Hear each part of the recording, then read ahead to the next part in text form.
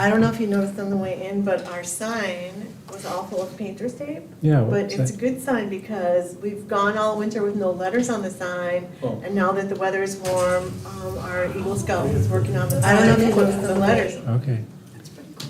Perfect. It's working now? Awesome. So now I think the tape I is didn't something to notice do with keeping them on while the adhesive sticks permanently or something. I don't know, but I'm that's sure what it is. It's still getting kind of cold at night, so any extra assistance to help it bond will be good.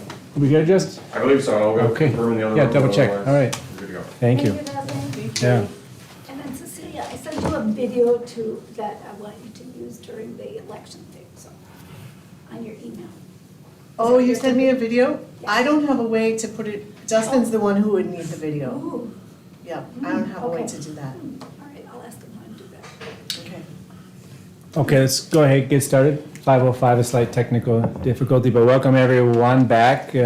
We missed the February one, so it's good to see you guys, the official February one, so now we've got some catch up, but good to see everyone, and also happy to see the mask optional. We're making progress, so some of us has chosen to not wear a mask tonight, and for those who are, please feel free and welcome to do so.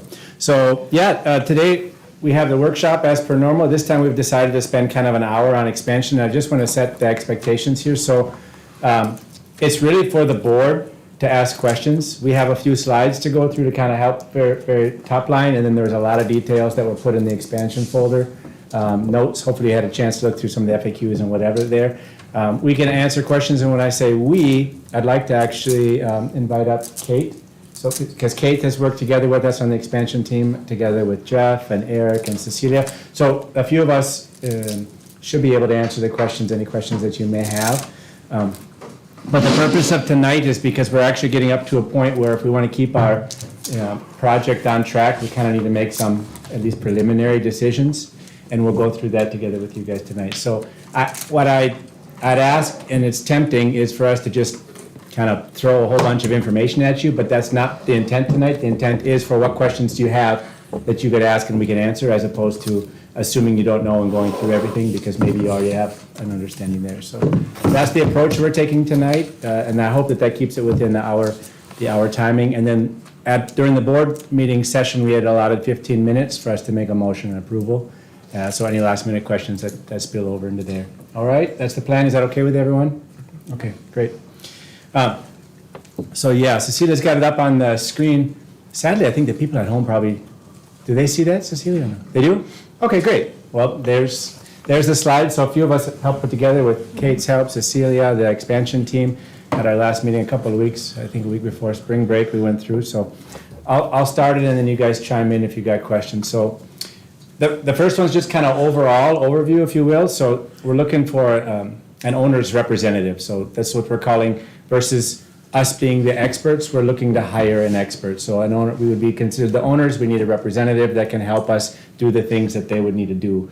They take care here, as it mentions, hiring the architect, contractor, and they need to do all the planning, the building process. So we are not, I don't know, we do have some very talented parent members in our community, but we are ourselves not experts, if you will. So we were planning to have this done by a third party, if you will.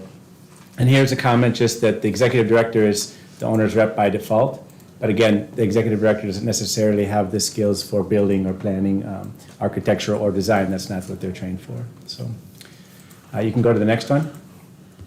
So this is specifically what we're asking here. We're calling it gate 2. The next one has a little timeline we'll take you through, but we're calling gate 1 almost like we had made a decision in expansion. Expansion project has been going on for longer than maybe we'd care to admit. At least a number of years, where we started talking, should we expand? And then that process netted out that we need to expand. So that expansion decision was done, let's say a year or so ago. And now we're getting into the details of how. How do we expand and when and where and all those things. So what we're asking for at this session tonight is for us to approve what we're calling gate 2. We just made up that name as a gate if you use stages and gates. So the motion will be to approve the letting an owner's representative, an RFP, request for proposal. So basically we would need to get some bidding done for them to help us get this representative going and engage a consultant. We also are asking for permission to kind of create a team, so supporting a motion we basically already have an expansion team, but kind of giving it a little bit more impetus to say, okay, now you have a more of a firm timeline that you need to deliver against. And also with a third party coming in, we'll give them a little bit more of a, I mean, we're paying them, most likely paying them some money. So here's the deadline, here's the deliverables that they need to have by a certain date, right? And we're saying that's gonna be October, I'll share that with you. And then engage a consultant to facilitate that. So we have kind of a middle step, and this, so if you think about it, if you give us, let's say the expansion committee, permission to go ahead and engage this consultant through the board approval, then we would like to come back. Here it says July, that would be the latest. I would say we'd try to do that sooner if possible, because it's just a matter of when we can get the folks scheduled to come in and do their little pitch on what it is they can deliver, how much it'll cost. We'll bring that back to the board and make, we're calling it here Gate 2.5. Right, and we'll have to do a formal bidding process, so that could take a little bit of time, because there's statute around that. Is there a question? Just in case for any of our families or community members at home, on the slide it uses RFP. Will you clarify, just to make sure everybody knows what RFP stands for? Request for proposal? Okay. Yeah, thank you. Yeah. And that's the process that government organizations need to use when they want to spend a lot of money. It provides transparency about here are the criteria that we're using, and then people present bids, those are proposals that follow the criteria, and we then select. The consultant is to help us create that RFP. So consultant is separate from the owner's rep. Yeah. The RFP is to select an owner's rep. And for reference, like, Koo is an owner's representative, or a construction management person, as opposed, so that's kind of that role. It wouldn't necessarily be him, but that's just for an example. Yep, with JB Vang is the Right. company, I'm a yep. little confused. Okay, so the owner's rep will do an RFP. No. I'm We- confused So, what the so we, RFP is for. so the RFP needs to be very detailed, so that's the criteria we will measure. MSA does the propo- RFP. MSA, Okay, we will hire a consultant to help us write. do a the proposal. RFP. Yes. Oh, okay. And then help us assess that, so that we make sure that we're doing it in a legally Okay, correct and the way. owner's rep, is he in charge of the RFP? and No. he No, oversees- the owner, we are gonna hire an owner's That's how we rep get through the- the RFP process. Okay, So the who's owner, doing the RFP? We are? we are, with but the that's where we consultant. wanna engage a With the consultant. consultant, So okay. that they can help us Okay. really clearly list out what we want. So we have a consultant, they have us do an RFP, and then we open it up and We take bids. people submit, or it's like a job application.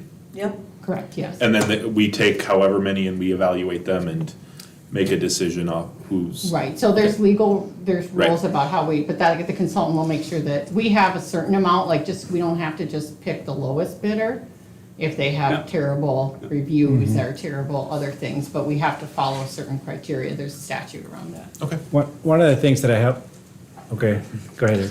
I was gonna say, you mentioned the consultant, so somebody decides who the consultant is that's going to help MSA facilitate the RFP? Correct. Correct. And if you are, as we're talking about this, that's the kind of thing, if you would empower Kate and I to pick that consultant is a small amount of money to Okay. help us take Yep.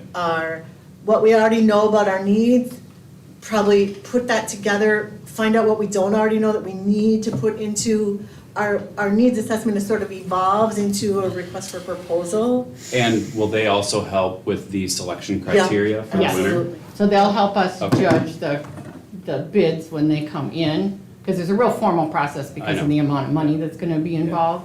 They will help us assess those and then help us through the process of selecting. And who ultimately approves the selection criteria? The board. The board will? Oh, the board will still approve the selection criteria, the board will hire I Okay. mean, this is actually Will we a be board project. Asking them to come in and actually do presentations at an open meeting?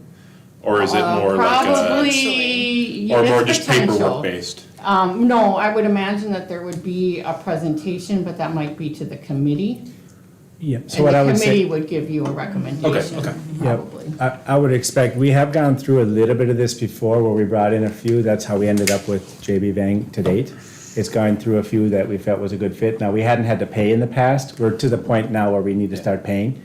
the other thing I would say is if you let me get through just this October one, I think that helps say what we're trying to do. So we're asking, because if you think about it, we've had some big questions. Can we fit on this site, yes or no? Do we need to move to another site? If so, where? Those are some pretty big questions, and we need help with that one, because it's almost not fair to ask some of these folks to kind of continue to give us free information.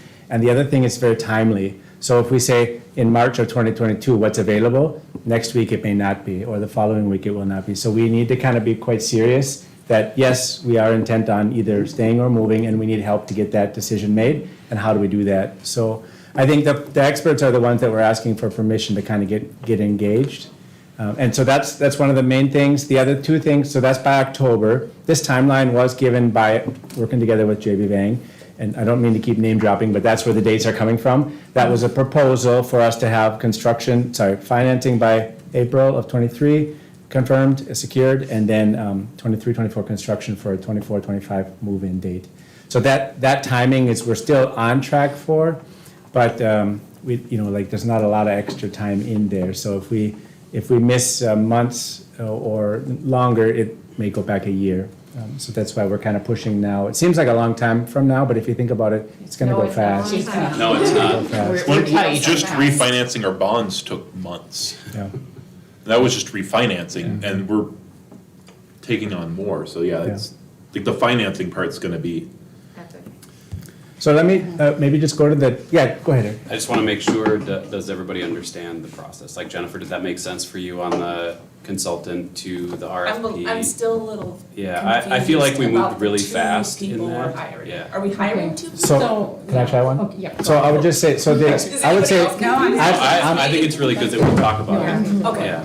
I'm on the expansion committee, and I will say that one of the things we're struggling with is kind of getting that mass moving forward. We kind of do a lot of talking, but we're not. So by bringing in a consultant, somebody who knows, how to do this and timing and whatnot. So that's, I think, great that we're engaging the administration, to help us with that as well. So it'll be kind of ready to go. So that's the first step. That'll be a key part to the expansion committee, as like an external person coming in and say, I know how to do this. You're going to pay me some certain amount of money to have a deliverable by October. That's the first bit. And the other thing is hiring. Let's say we bring in 3, that's typical. Let's say 3 companies. Well, I have a stack here of people who want to build for us, right? So everybody wants to do work for us, but not everyone's going to be a good fit, either financially or maybe not have examples of built charter schools or previous. So we'll go through all those criteria that the consultant will help us with and put out bid. Expansion committee. I think, so the expansion committee has 0 decision power. No, It's a but subcommittee, yeah. but we'll come back and say, we vetted out a few different ones, and you guys are always welcome to sit in every expansion meeting if you want to, but as long as it's less than the quorum. But you're welcome to sit in and listen or watch the YouTube streams later to see how we reviewed them, and then we'll come forward with the proposal and say we would like permission to use this one. So at the early, and I'm talking fast, but the early indications was tens of millions of dollars, which is why we need to do this properly, right at school money, which is public money. It needs to be bid out. Yeah, I just publicly. wanted to make sure that it was clear because the consultant is going to help us define the criteria for the RFP by which we engage with inclusion and diversity, a broad number of organizations that can help. And the goal will be, the selection criteria, from my perspective, should be something that the board agrees to so that we're looking at all the different facets. I know one of the things that I will get really passionate about is inclusion and diversity and having organizations that have either BIPOC or female representation in the mix, so that when we go in RFP, it's a lot of different groups of people that can participate. Given the size and scope and the way MSA is built, I think we should do that. So those are some things that I would want to make sure that we have understood and identified. I think if we do that, we need to state that upfront and have Well, like a I think that's the methodology. point of that's what the yeah. consultant helps with. Right. That's what the consultant will Right. help So with. that they know, people know, like, you're not gonna get as many points because you're not a diverse Yeah. company, that kind of thing. It's just like making a grading criteria for an assignment Right. that the teachers here would make for their students. They gotta know what, yeah. And Dan, I think you're right. I mean, part of the challenge, and I hear some of the frustration too, of like, we've done a lot of different things, we just haven't like done something. So it's really, really important that we do something. COVID threw a wrench in So, it. We were clearly ramping COVID up for definitely threw a COVID, wrench and then in it it, was yeah. like, I just do think it's important that we don't we can't just move forward because we haven't moved forward. We still have to move forward appropriately. Yeah, that's right. That's all. Yep. And quickly, with a sense of urgency. And I think that sense of urgency is what I'm trying to communicate, because you know, like, if you look through some of the details and the numbers, we haven't built more, but we keep adding more and more students. And I would say even back when they were there, we would have said, we're pretty tight. And yet we continue to add more and more. So I feel like we owe it to our community to figure out a solution here. I'm a very visual person, which is why we kind of tried to do this timeline here. It's the same thing, just laid out on kind of on a timeline, but you can see that we already decided to expand. We're in this March 22. All we as an expansion committee, and I'm helping to represent, is that the board approves a motion to move forward on this expansion, including the RFP part and the consultant. So those are the things. We're not approving an expansion and tens of millions of dollars, none of that tonight. We're just saying you have permission to hire a consultant to pull this together. That's basically what we're asking for. And then we have this kind of middle stage where we select an owner's representative based on the consultant's work. And then the next one is the proposals by October. That'll be the next big one. If we stay to this timeline, that we come back and say, maybe we need to move, maybe we can stay, these things. Okay, so in July, we take our RFPs, we'd select our representative, then that company or person, or whatever, organization, person, they'll come back by October, they'll help us decide if we're moving or staying. And that's when we're actually gonna be making more permanent Yep. or more Yep. substantive. And they'll help us too, if that timeline, like if we have to, if they might come back and say, there's not enough room on this site to do it, or, I mean, we might be able to go faster, or we might be deciding we're gonna buy in October a piece of land, you know, so we're gonna just engage that person when we know. We might find an empty school that's ready to move in and we could, we don't know yet. Yes, That's what they're here to help us with. That is possible. Okay, so okay, and then, I don't know, the next slide, has some of the revenue, I don't know if Kate, Do you want me to or Kate? or Cecilia, either way. Doesn't matter. So we asked Bergen and Kate together created a projection model of what our revenue growth could look like in expansion. And I will let Kate explain kind of the way JB Bang had proposed sort of this blanket spreading out of sprinkling in extra kids every year.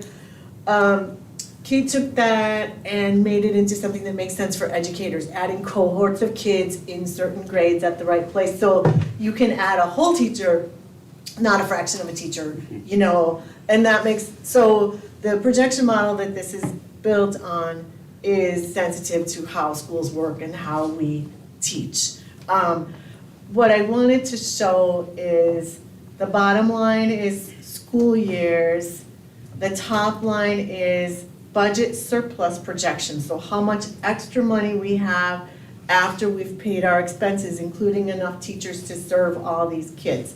So I didn't give you like where the kids are added in, although it's in your packet. It is here, it's the long-term projection model, expansion, blah, blah, blah. But this shows the year we move in, 2024-25, and a $428,000 budget surplus. So, you know, I just wanted you to see this is what happens with the economies of scale. So it costs as much money to run this school of 550 kids as it will cost to run a school of 1,000 kids because of overhead costs about the same. In fact, we'll save money by getting into one building because right now we're running offices in 3 buildings. We have too many, a lot of inefficiencies by being in 4 buildings. So this shows the ability to have additional revenue for teacher compensation, for other things that we have really needed. So I think that shows the financial benefit. Is this assuming the expense increases to a new building This as is well? already assuming all of the new expenses that would be, Fully loaded cost of yep, moving to a new. fully Right. loaded costs. Okay. And we can go into the details at any time.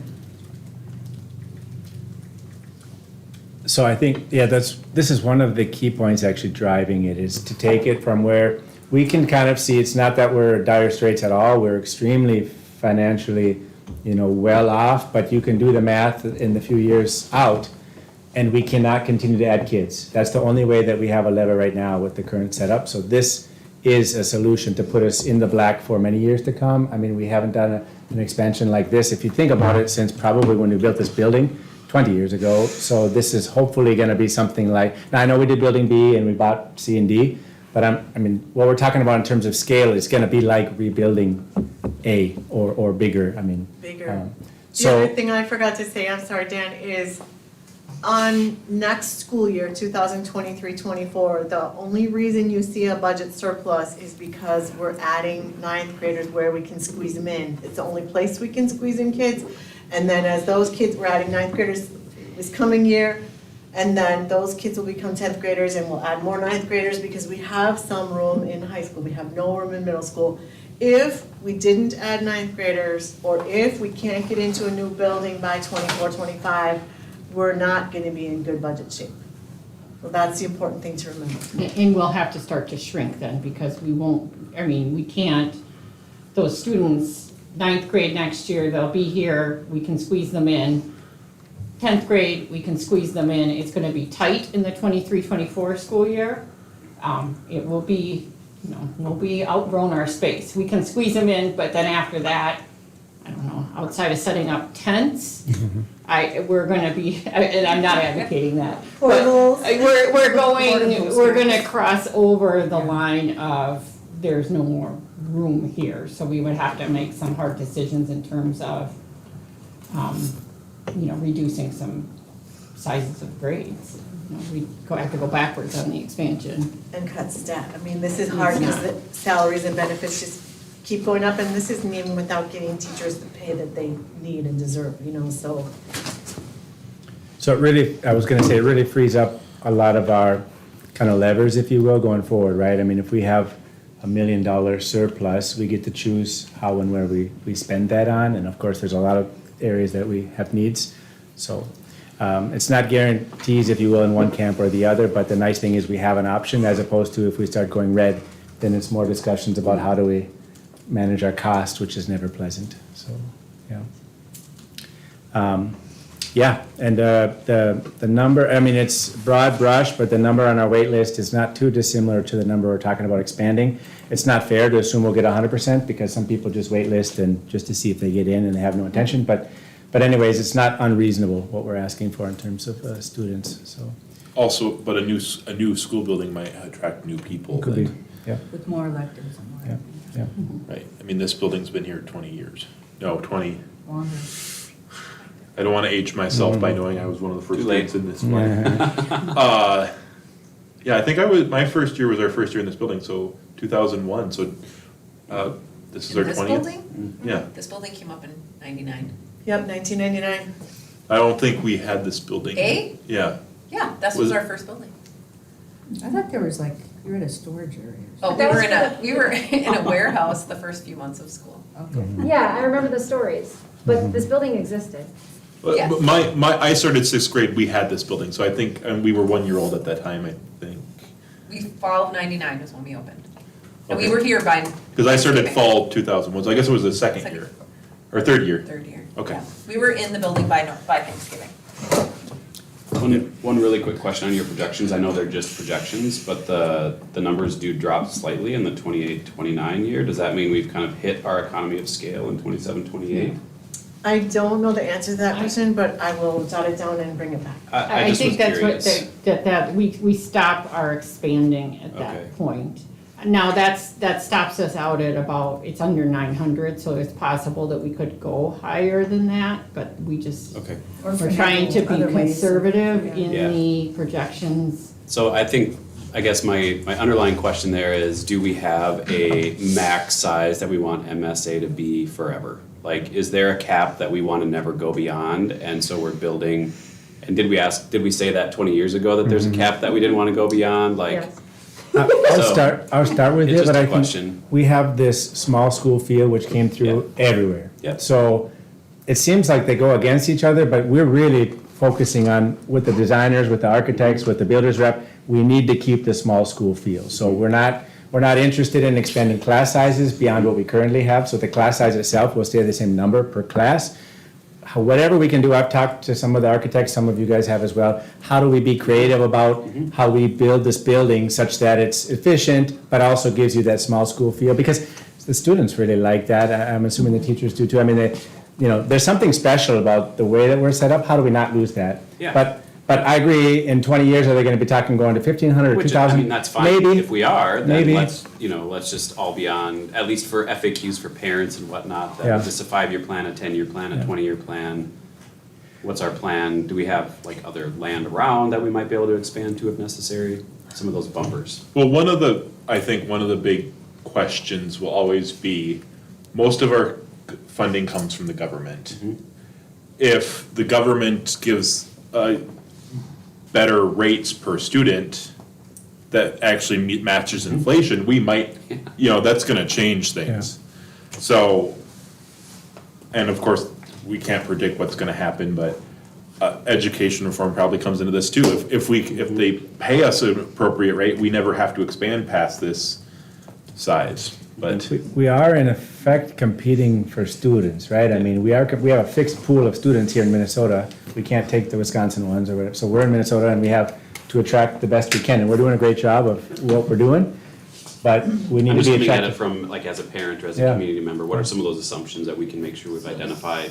So when I we think think if about we the look plan? demographically though, Woodbury's still, in South Washington yeah, County, is still always. growing, right? At some point, we'll stop growing, we will hit, like a lot of the first ring suburbs at one point, I live in Richfield and we've been knocking down elementary schools for years because now there's not so many kids. Yep. At some point, I think staying at 1,000 is probably, I mean, I would be concerned is it possible, could we grow larger?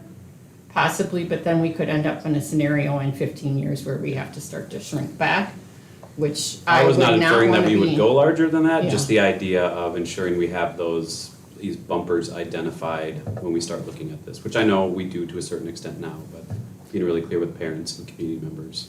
I would say, I think we're doing the best we can forward-looking, given what we know right now. We probably don't know 15, 20 years, Yep. if we're all gonna be virtual, or who knows what. So all we can do is say, right now, it looks like we have a problem in a couple of years, it's our job to sort that out, make a plan, and get everyone on board to move forward for the next 5, 10 years, maybe 15, something like that.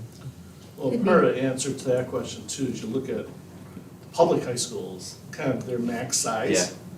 Maximum would be like an Edina at 3-something, right? And now they're looking at adding a high school when Woodbury has reached around the 2,000. So you kind of get a feel that when you work down, it's not gonna go past some number.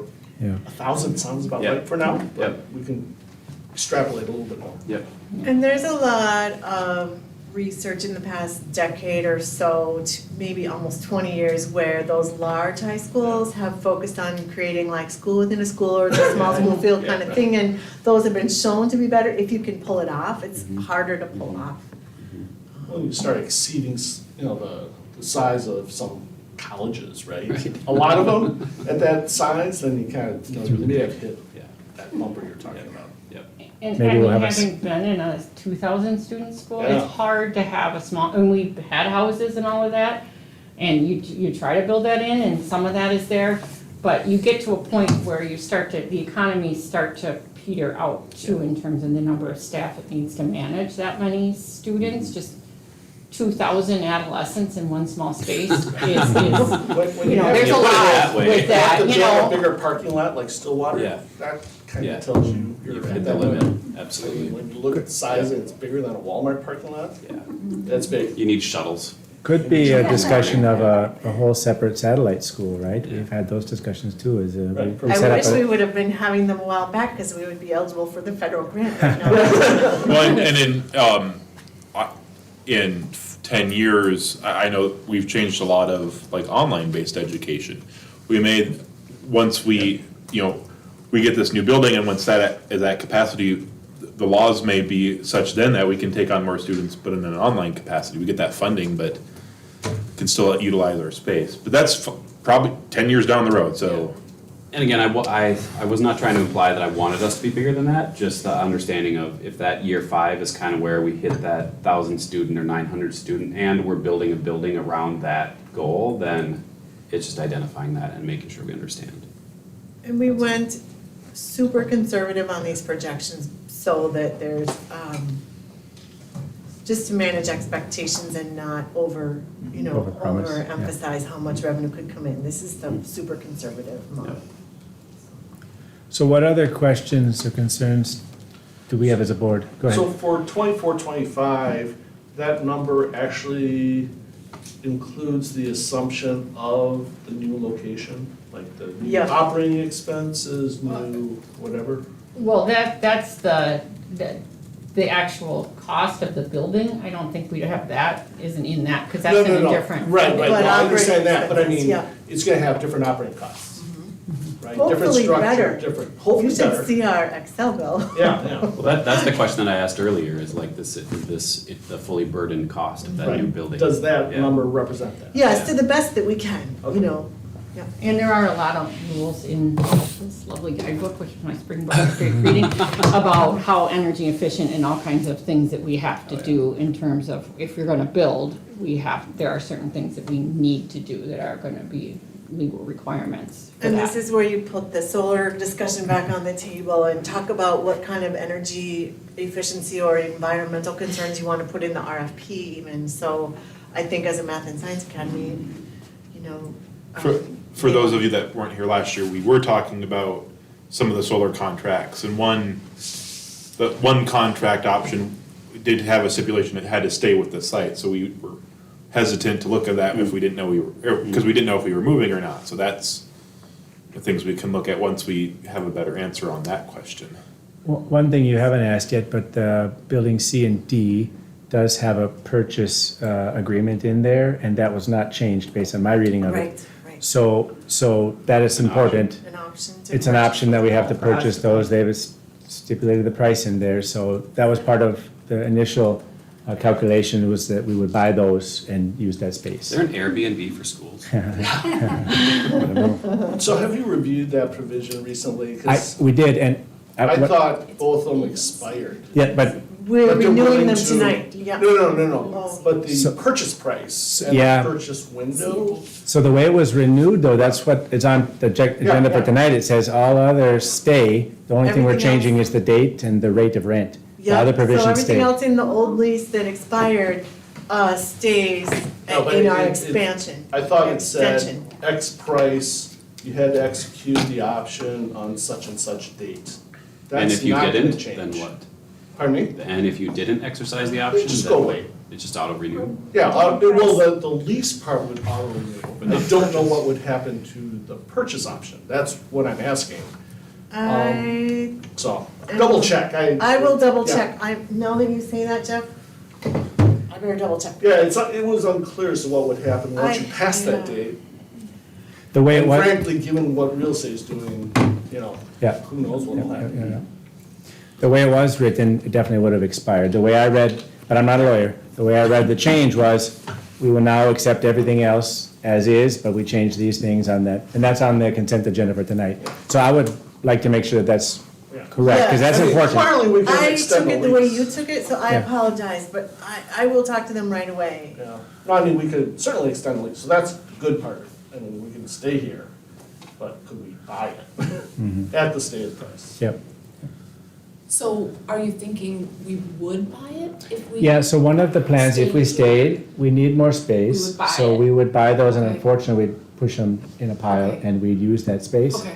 So the initial, what do they call it, mass modeling, or there's some, Yeah. where we just looked at how many square feet a student needs. Can we fit that box on the site? We needed building C and D to be gone, so that we could put a building in that place. My worry is they're not worth anything when they're a pile of rubble and then we have lost some money. But that was assumed. That was Yeah, assumed in the initial model. Because the other Woodbury land will be so Yeah, expensive that this so will be better. It's Yeah.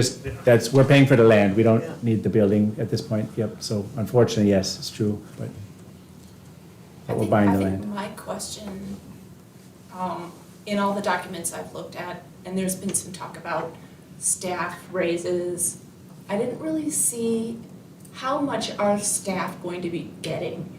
It's all hypothetical, but don't you think we should know that, or I there think should you're be right. some Jennifer, well, promise? so, we've, in the committee, we've been working on an FAQ doc, which would be, I think for a general document, of frequently asked questions. Then we wanted to make a very staff-focused one to show this scenario would mean this kind of increases in compensation. Like, staff need to know what's in it for me. Right. Cause it's not I'd like to know easy. that too. You know, there'll be training about how to work together, people will be inconvenienced in one way or another. There's a lot of challenges for staff in making that kind of move, and thinking of, it's exciting stuff, but it's extra work, you know? So, yeah, I think we need to make a staff-focused frequently asked questions document, because staff have to be the ambassadors of this project, just like if we're a traditional district and it's a bond issue, like a referendum. So we want to make sure staff are on board and they see the benefit for them in it. Okay. So that would be the next step. The only thing I think we're hedging a little bit is, I don't think at this point we can say it'll be X%. I think if we do, people will remember that number, and then it's gonna be, we're gonna be a little penned in. So the desire is there to do I that. just don't wanna forget about the staff. Nope, and I We think have a if you look surplus at, and then we're like, oh, No, we're no. gonna have to spend it on other things, you no, know? if you look at that chart, I think that's what we're kind of talking about. We have the opportunity to choose to put more into our staff, choose to put more into books, or whatever it is that we want to do. We have those options. Okay. Right now we But do down that. the road. Yep. Well, and I think our current salary scale is set through next year. So it's a 21 through 23 salary scale. So we're not up for, I mean, they'll get their Okay. step increases, but it's not a, There hasn't been a cost of it's not a negotiation year, I guess that's not the right Okay. word in a charter school, but it's not that year, I mean, Would- so that would happen next year. If we know more by then, though, We you can know, build we it in. could take into account the fact that we expect revenue to be higher, right? Right. Such that we could then, in the 23 to 25, is that right? Yes, So our current teacher pay scale is for, it's a 2-year. This year and next year It goes under review every 2 years. right, so next year we'll be reviewing again for. For the to next make a for new- 23, 24, and Yes. 24, 25. Yes. Correct. So in theory, then the next one, that would be after the change would be 25 to 27. Right, But I I wouldn't think- wanna get into talking about 25 to 27 yet, but We'll there'll have more already be, but there'll data. already be, what is it, a $250,000 surplus for the, starting in the 23. So we should be able to look at, I mean, that's a lot of money across what's right now 35 staff in the teacher contract. And, you know, It the wouldn't be thing all that that money, you but- can read about everywhere right now is how private industry has been able to raise people's pay.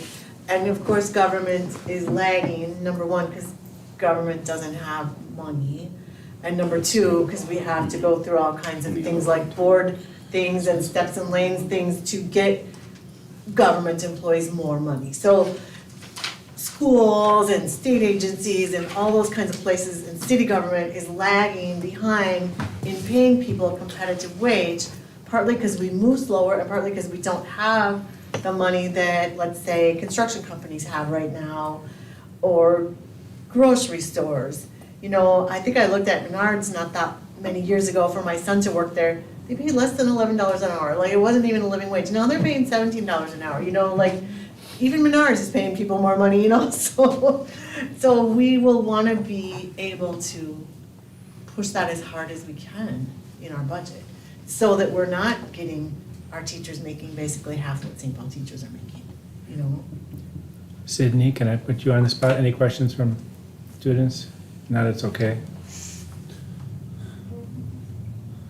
I think it's just more communication. They need more communication? Yeah. Yeah. Especially how it's gonna work, like, based on like middle or high school, like especially if like 2024, like you're in your senior year and you're moving schools. That's a big change too.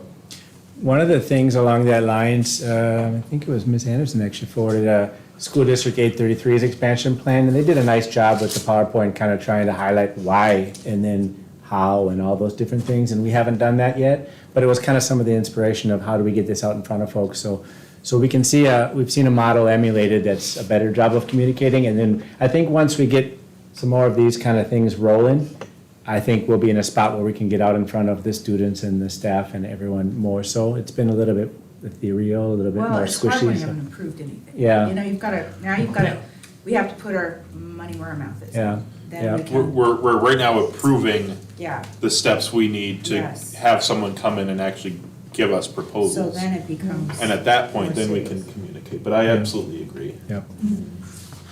I don't think anyone, or it's not really known much that the people are thinking about expanding the school. Yep, Like, it's just not really known. yep. So we can definitely do a better job there. I don't mean to just keep belaboring it. If there are other questions, if there are other questions, I guess ask now. Otherwise, we have 15 minutes left. I had one other, we had the topic of agendas and board packets. We could switch to that, 10, 15 minutes on that one, or we can give you a longer break. I would prefer to do the agenda one, but, Yeah, I guess my only question. yeah, please finish this one Those, up. those circles that we had with what area we were going to expand in would be Woodbury, right? Because you had, remember you had the pink, the circles of, remember that, it was, Where the I think the people were? expansion meeting. It was in the Yeah, where the FAQ? people are, Yeah, and so we yeah. decided to stick with 833. And, the reasoning for that was what? So what happened with that one, I'll just take a stab at it. We had a question of where is everyone coming Yes. from? And currently, that was half of the circle. And then the other part was who's waitlisting our school. So the Right. wait list The bubble poll is was much a- bigger, Yes. but the people who are actually attending are in this area. So I mean, if everyone was coming from Gotcha. Afton or whatever, we could say, "Pff, you move our Okay. school east, there's plenty of land over there. But that wasn't the case. It was a lot of the people, this is the students attending, not the teachers, but a lot of the students attending are in this area, which was helping us kind of say, Okay. all right, let's stay in this area if we can. As opposed to if, we didn't know, maybe they were from some other zip So that code. was that driving force. That's That what it makes was, sense, yeah. trying to figure out where The they were coral coming from. versus the blue, I got it, yeah. Yep, All right. yep. Good question. And that's in the FAQ. Yeah, I forgot what. The updated I think FAQ. plug- Yeah. It's Neil one, I also plugged in the new one. And also part of that conversation is, our school is geographically locked, or whatever you wanna call it. I mean, people are from Woodbury. Yeah. I think in the future, we should have the conversation, because there are a number of schools that draw from the Twin Cities. And I don't know why. I mean, I don't know why, so like Nova Classical. I mean, it's not unusual for someone from Brooklyn Center, Brooklyn Park, Maple Grove, to go to south of St. Paul and drive there. Yet, all of our folks, you know, I think historically, just kind of came here, So here's why I think our school is filled to the brim and waiting list because of word of mouth. Yeah. So we don't advertise for the most part. We did do a little patch advertisement this year. Mm. I think it's important to build buzz. I think it's important to fill up the waiting list again. They're pretty full already. But that niche and US World News, reports, whatever, a lot of other schools pay them to get to the top of your Google search. We don't pay them and we still get to the top. If you search for us on their website, you'll see our competitors. They're private schools and they're public school districts that are paying to advertise. So we're just mostly filling up by word of mouth. And once we want to grow, double in size, we may want to pay those people so that we come to the top of people's Google search. We're already doing it pretty well without paying them anything.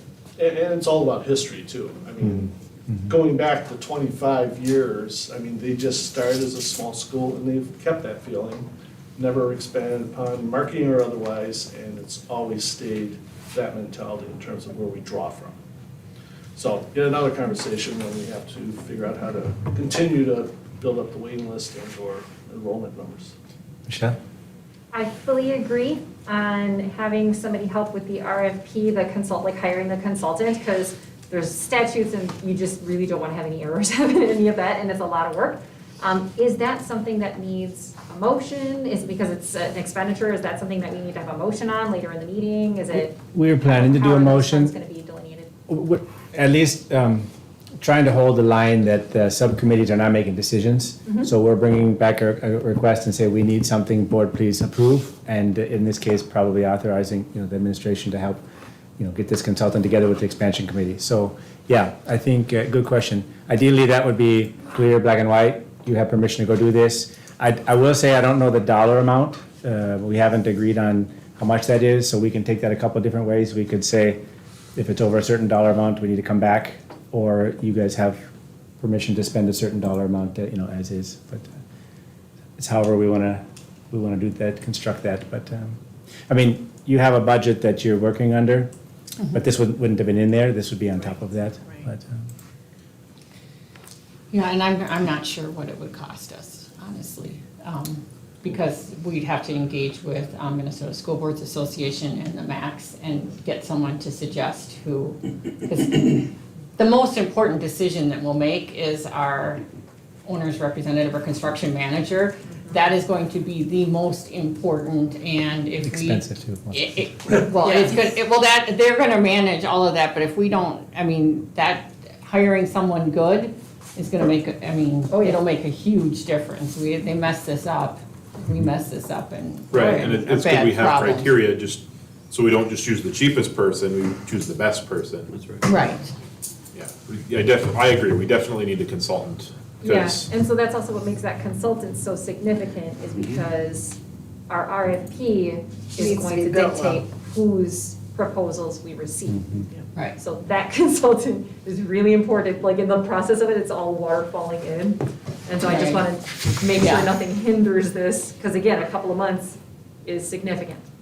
Yeah. So I didn't know, are we motioning today, are we motioning next meeting? I Like- think it's No, an no, expansion today. decision. It is, it's Okay, an expansion okay. decision motion in that Okay. area, and, yep. Do we have a dollar amount in mind for this consultant or? their salary? I do a don't know. little bit of homework in the break, and maybe we can come up with a ballpark figure. I don't really know. I'm not sure. I mean, I Because it's could gonna see depend it on- from a ballpark figure would be to Yeah, I 40,000, probably 2,000 to 40,000, Well, if somewhere. they have, in if there. they Yeah, I have the think word it's- consultant in their title, then it's gonna be really expensive. It sounds really expensive to me, okay. Yeah, I think we could probably keep it well below 40, Maybe but like- Industry expert. I would say 10 to 15 might be what it ends up But, being around. imagine, so the 40 sounds like a lot of money, but at one time I saw 30 million for the building. So, yeah, if you spend 40 to get the right decision on 30 million, 40,000, I'm not saying we should spend 40, I'm just saying, let's not be cheap on this beginning part, let's get it right all the way through, because if we get the right building, if we We can make a save mistake millions. now, it can compound yeah. Right. all the way down. Definitely. And that was the common theme of my vacation reading. What is it? Hiring- Penny wise, pound foolish? Like, we Yeah, don't- well, we don't wanna basically, do that. this is the decision. If you mess this up, we could end up sitting, where we thought we were gonna spend 30 million, but we're now at 35 million, and they're saying we can't finish until we hit 50. Yeah. And That'd be a problem. we're You're talking about the bankrupting owner's ourselves. rep, though, The owner's rep, you know what I mean? But the RFP and writing that well is gonna have a huge piece in terms of. Michelle is right, I mean, it all starts with this decision we make around a consultant. With just one person. So again, I don't think any of us are comfortable with like a blank check, but I think we need to establish some kind of bracket range that will actually get us, again, the good consultant, so that we can get Yeah. the good It's the first proposals domino. and get the best person. Yeah, but we could try to come up with something, the timeline, I think, is the really important thing Yes, here too. yes. Like, we don't wanna do Yeah. anything that will Jeopardize, delay. yeah, that 24, 25. Jennifer? Can you go through the timeline with me one more time? Yeah, So bring up the, we get the chart. consultant, they write the RFP, send it out. With get our the help. bids. Yeah. yep. What time are we looking at? So on here it's Sounds like a listed long as, process. we select by July, I would say that's the latest I'd feel comfortable. So we would select Select the consultant. owner's No, representative. select the owner's rep. Quick. So RFPs immediately, is that We right? need to get Yeah. this consultant hired before next board meeting, Yep, Yeah. Okay, because next we week. gotta. And there will be statutory requirements as to how long we have to leave the bidding process Right. Yeah, open that's for. 21 days. Or, well, this might be more. Okay. You know, so we have to, and that, whether we hire a consultant or not, that statute we're still tied to. So, Part of their job to make sure we follow the statute, correct. because And- they're confusing. Okay, so Yes. consultant by July, Consultant by Consultant by April. April. oh, by April. Yeah. RFP consultant. RFP consultant should by April. April, and the owner's rep by July, you're saying. And the owner's rep is our person, our And building and all of the things person. Okay. And the first step for the owner's rep is our October decision of stay or move. Yep. So they, So they'll have August, because it'll be the end of July, or, you know, our board meetings are later in the month, so they'll basically have August, September, and part of October. so I'm anxious about that bit because at one time, our timeline was April, and then from April to October, they had that. So if we compress a couple of months, because that helps us, it doesn't mean that they can do that same amount of work in that short time. But let's just assume that the consultant can help us with this. And July is the conservative date. I mean, if Okay. we could have it done by June, that would be better. I think we would try to, the expansion committee team will try to push that up as much as we Well, can. and from what I'm hearing, what you have in October must decide stay or move. Yep. That doesn't mean we need every single detail of the construction Nope, plan. We nope. just need to have enough to clearly say, this site isn't gonna work, or this is how we're gonna make the site work. And also gives them a few months to explore the market and see, is there another spot that would work for us? Because it may be, there is nothing out there and we can only stay here, so then we make this place work. And I'm not saying it because it's bad, it's just, there's different options, different No, I pluses get and it, yeah. minuses to both. And we probably won't get more realistic timeline past that until we actually get our rep in and they Yep. actually start doing the work, and then they'll give us. And we've signed something with them, so they know they're gonna get paid, yeah. Is part of the RFP going to be a rough outline, do you think? The timing needs to be revisited by whoever we choose, right? I mean, it's, we have only rough timing from one individual, one company right now, that's what we're kind of working off of. It may be plus or minus depending on who we choose. They Right. may have different opinions. And they may be able to just present with us what their thoughts are. They won't necessarily, but we will, that's where the expansion committee will have to give them some criteria, like our goal is to move in the fall of 2024. Now, some may choose not to bid because that's unrealistic, or if we start to get feedback saying that's If- not a if thing. Two of the three are telling us that's not feasible, we may have to reassess. Right, but that doesn't necessarily mean we wouldn't consider them. It might just mean that maybe, so there's a lot of things we don't know. We just need to have, Start. and we need to make sure that the RFP is flexible enough that we have enough people bidding so that we get some good choices. We don't competition, just yeah. want one person bidding and then, and we don't have a good feel for getting a good deal either, really. Well, in writing the RFP, whoever we choose, that's gonna take a while. Yeah, we need to Oh have my gosh, I mean, that. even if they put all their time in it, they're gonna interact with us and That's why you gotta actually pay the person. to get it done, and then with all the time periods you're talking about. Yep, this is gonna keep you guys. It's gonna be tight, it's gonna be tight. It's gonna be tight. Exciting though. Yeah. It's An exciting. time, for sure. We have a chance to kind of leave a lasting mark here and set the school up for success, right, for the next 20 years, so. At least on the infrastructure part of our strategic plan, we should be able to tick this one off, I hope. That's right, that's right. It's getting close to 6. Anyone, any other final questions on this? I'm good. Good discussion, hopefully, and then there are more details in the board packet. Really good FAQ that we've started and some of our notes, so. Well, then let's break it here at 5:58, back at 6:15. Cecilia, can you pause?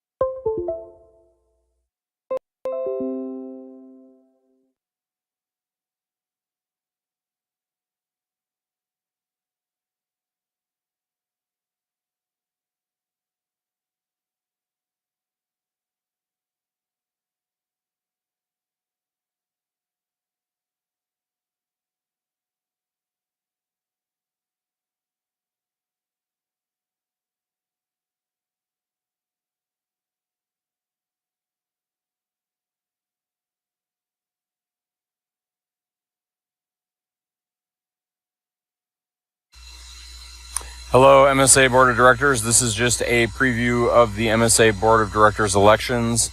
There are a few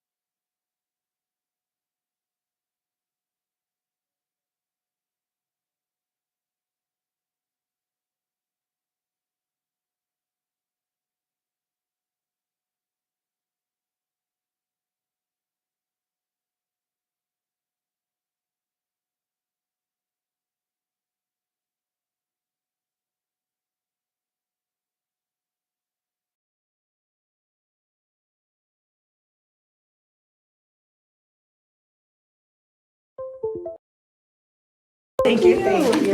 Then stay. Yeah, you stay here, so. Oh, okay, you're never getting out now. Okay, come back for a picture. Feels like a kennel. Do we want to get, All right, can we the get board some of the here? board Yeah, to come get- around a little bit? Okay, more come. So that it can be a little bit, or a lot. Just some of the board.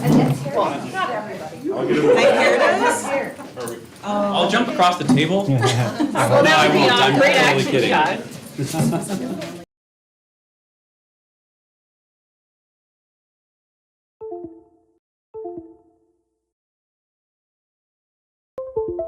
One, two, three. Okay. Thank you.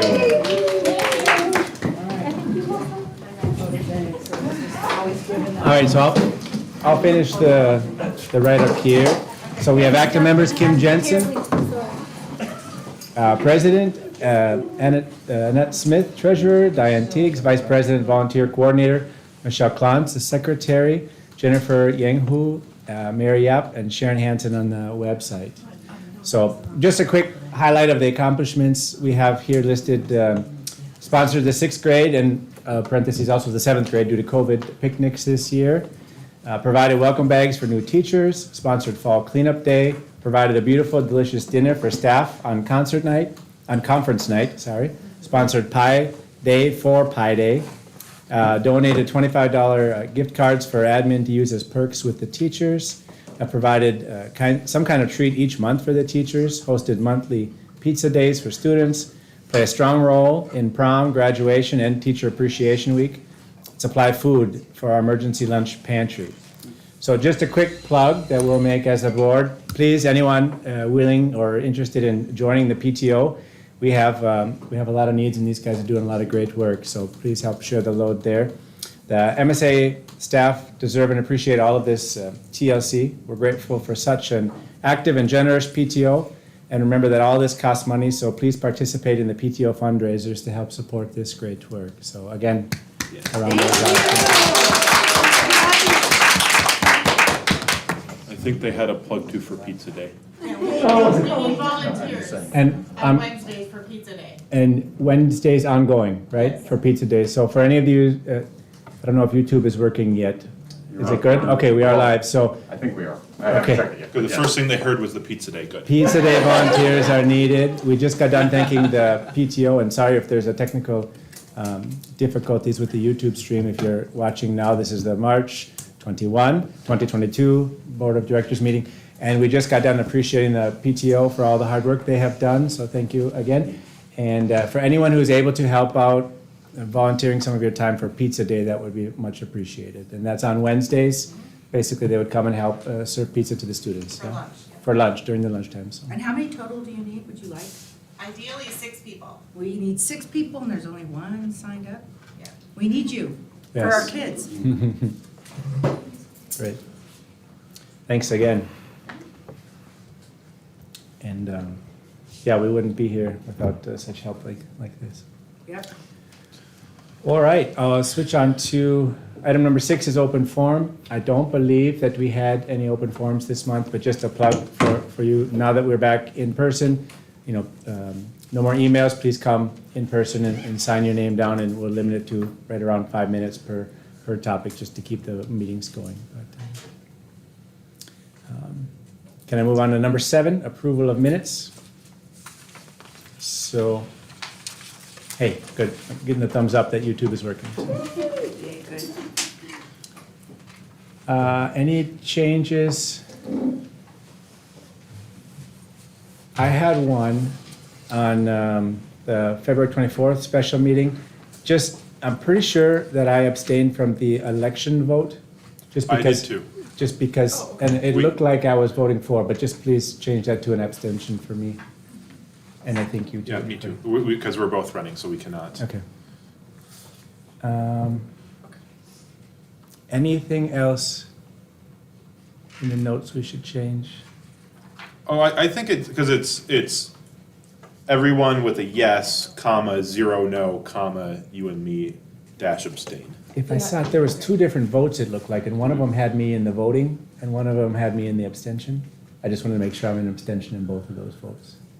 I could bring Then it may I up. ask one other question? Yep. I can't open mine, some things are wrong with my computer. Okay, so on the special meeting notes or on it, we don't have our non-voting member, our finance member, Jenny,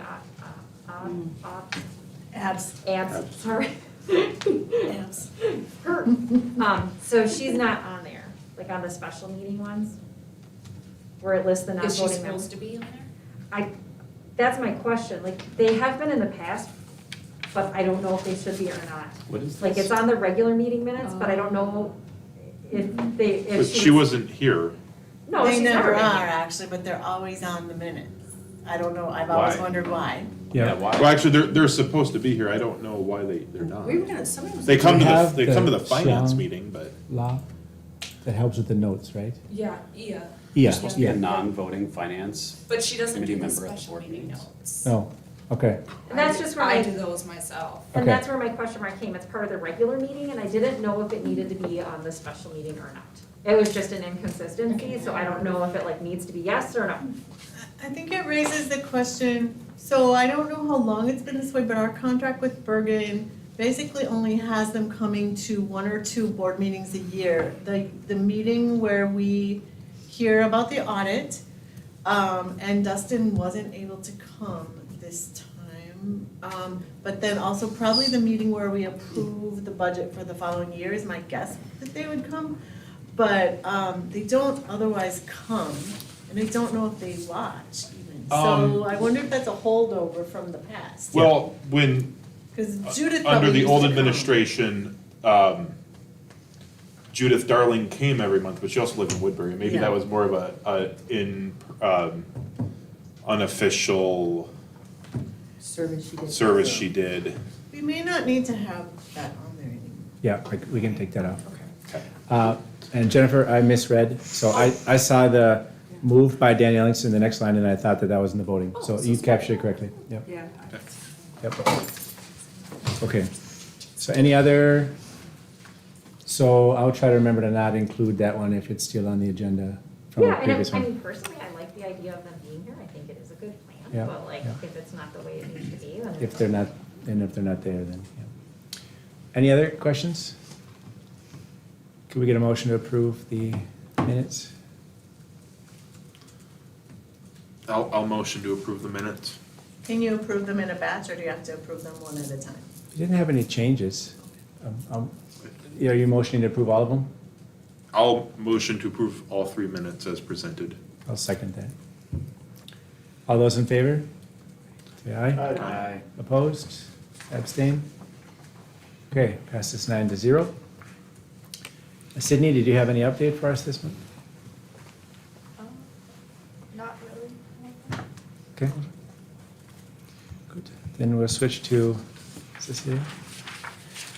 Hi, everyone. In your agenda, it says I'll mention masks, and then I have a copy of a report for you. I'll highlight a few things, and then a copy of our strategic plan that I will speak to briefly. First of all, masks. This was going to be a February meeting, and now here we are in March with numbers going down rapidly. So as you know, we decided to come back after spring break with masks highly recommended, but not required anymore. When you're not wearing a mask, it does change a few things about quarantining and contact tracing and a few things like that. But our numbers have been really low, with 1 to 2 students each week testing positive on our tests, and then or being reported to us, and then 1 to 2 students, 1 to 2 staff. So pretty low. We're keeping our barriers up at lunchtime. Many of the teachers have kept their barriers up this whole time. Many people are still wearing masks, but I haven't seen any shaming of wearing or not wearing. I don't see bad behavior, so I'm just really happy with it. Yep. Yeah. In my report, I just wanted, because it's now almost April, and you had charged me with 3 special tasks in addition to my job description. I wanted to give a little informal update on those, and then my hope is April or May to give more formal. implementing a positive school culture. You know, one of the things I wanted to share is doing this job every day is doing an organizational assessment. It's building the plane while you fly it in a way, and that's the way a school administrator works. But I wanted to let you know that we've really focused on building norms of collaboration across the staff. That's slow, but I think it's been improving. We're using the 7 norms of collaborative work. It's from the great work of the adaptive schools. We've been encouraging staff to complete fire slips about themselves, and actually we do fire slip drawings for staff. That's focus, integrity, respect, excellence, and the gift cards that the PTO donated get given to staff who win. They can get a gift card or a goose card, which is get out of school early, and that means administrators come in and cover their classes for the last half hour Friday and they get out of work early. A lot of them choose the goose card. Hands down. The all-staff email had been problematic last year, and we turned it off for the beginning of the year. Then when we turned it back on again, it was, you just need to use these for announcement-y kinds of things, not sort of lobbying your colleagues to make a decision or to take a certain side. And that's been going really well. And then we've been trying to have some activities to get to know each other. Now that the weather is nice and we can take off our masks, we can do more, but people have been really great about trying to have some things to improve the culture. So those are some things we've done. Of course, the challenges have been COVID, being in 4 buildings, some of the role confusion, I think, between administration and board contributes to culture issues, and so I think that, we're working on it. We're having those discussions, and that helps. And then some of our inconsistent or unclear policies also contribute to culture issues, and we're working on those. So I think we're all working on that. In terms of culture, I'm gonna talk later in the agenda about things that administrators do to help produce good school outcomes. And I'll be highlighting engaging instructionally focused interactions with teachers and building a productive climate and positive climate and facilitating collaboration and professional learning communities. Those are things that research says is what improves outcomes for kids, and those are things that administrators do. And so I just wanted to put that in this culture, positive school culture discussion, and finally managing personnel and resources strategically. The facilitating a mindset shift to in preparation for expansion. A growth model is an interesting term, and it's actually used in education in different ways than it's used here, but it's okay to have it this way. We're really underway with that as a board together, and so the new vision and mission and our emerging strategic plan, those are things to help us move forward with expansion. Some internal things like sharing the achievement data that we have and the demographic data with staff and modeling data-driven decision-making. Those are some of the things we've done to help prepare for expansion and sort of model that growth mindset, taking us from here to here. And then the refresh of the website, which is not the big redesign, but it was an important refresh. So those are all things that are helping us prepare to be a bigger school. And some of the deeper conversations we've been having as a board. Internally, we've created a student support team process that helps us engage around students who are struggling and do the problem solving we need to do and effective interventions. And finally, the expansion committee, I think, is a big example of work that we're doing together to make expansion happen. The challenges are always having time to meet. It's a heavy lift for Doctors Hinton, Olson, and I think still reverberates that it was a heavy lift to come in the way we came in. So that I think we're still trying to make up for that transition. And then we do have far to go, I think, in terms of being ready for expansion. So besides all the stuff we talked about in the workshop, we need to have an improved infrastructure for looking at data, routines for looking at data. We have a lack of written procedures, we have a lack of organization of our written procedures, and we have office staff turnover. All those things are challenges to being ready to expand, among other things. So I think those are the main things I wanted to share in my report. I'm sorry that was a little bit long. I won't go into the strategic plan because mainly we haven't had any time to take it any further, but you guys already approved the vision, mission, and strategic priorities. That was the board's job. Our job as a staff is to create the map forward with our SMART goals, and it's in the same place it was in February, so we're just gonna have to be able to hunker down. There've been too many other priorities taking us away from it. When you click on this director's report, the other thing you'll see in here is a link to the self-assessment that our authorizer gave us in preparation for her visit last month. And in that self-assessment, I will want you to see the things that she thinks matter, the things that the authorizer thinks matter.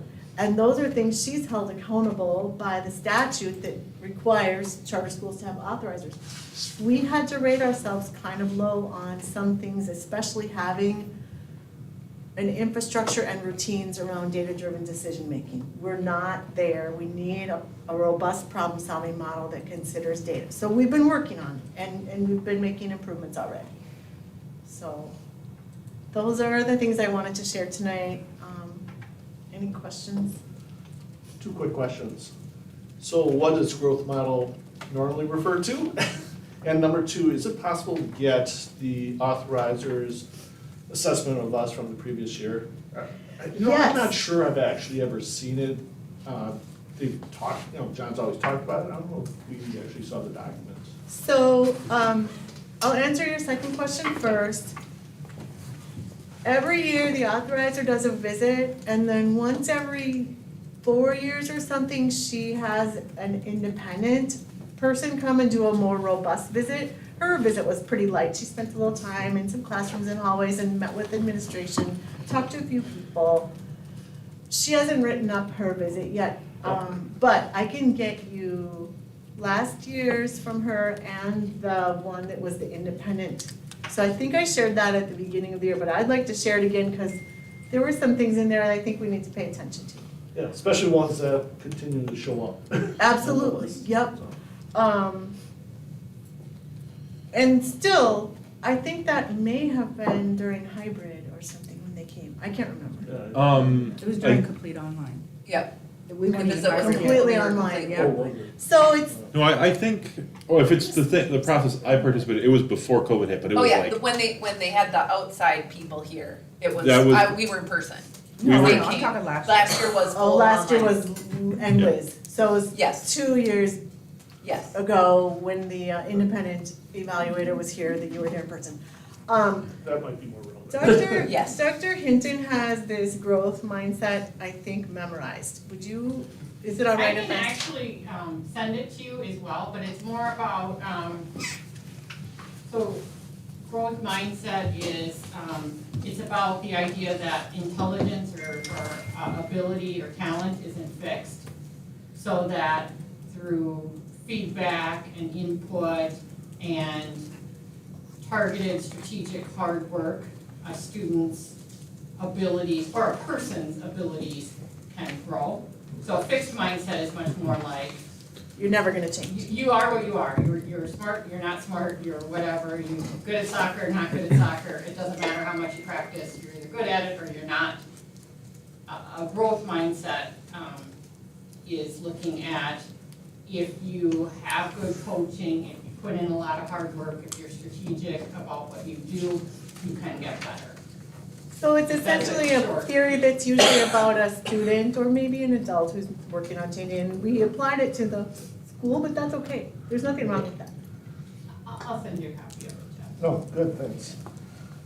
Okay. Well, and also, this is what the student achievement, this was the prep for site visit, that's what I wasn't clear on, if that was Liz's report or not. So this is Oh, actually. this is what you- our self-assessment, And you, yep. and that's, you give to her before she comes? She And so gave what- it to us to fill out and then we completed it and gave it to her before she came, so. I thought I'm sorry, then I misunderstood Yeah. It's a too. self-assessment. I thought it was a product of you and Liz working together to assess us. No, this was just So- our, so I you're asked the self-assessment. administrators and I sat down and we completed it ahead of Okay. her visit at her request as a Okay. self-assessment. And the yellow highlighted versus the non is what? What's, Let me just What's key keep with at that? it really I quick. think that's where That's they what- said how we they are. scored. Are we exceeding, did we meet, yeah, or? but they're yellow in all categories. Oh, I see. Well, it's that line, that line, that line. Oh, I see. I see, I got it. Do you know when she'll have her report? I will ask her, it should be soon. I would say in the next I got it, 3 weeks yeah. or so. Yeah, I guess, geez. Okay. I had a question. We have some of the strategic plan goals, the SMART goals under expansion. Do you have the wish list that was compiled before? We talked about it. but I we- got it Okay. in the last expansion meeting, and so I can use that to fill in. Yeah, I Yeah. think, because I saw you had some things there, that, we need to do this, we need to do that. I just want to make sure you have the feedback Yeah. that we got from before. Yeah, and on the strategic plan, the SMART goals are essentially things we're gonna do and pay attention to and measure. It's not supposed to be an exhaustive list of everything we're doing, Sure, but I think yeah. we'll have to put the key things from there in there, and then also. maybe Just want to make sure Yeah. you had it. Thank Yep. you. 'Cause, good, any other questions for Ms. Dodge?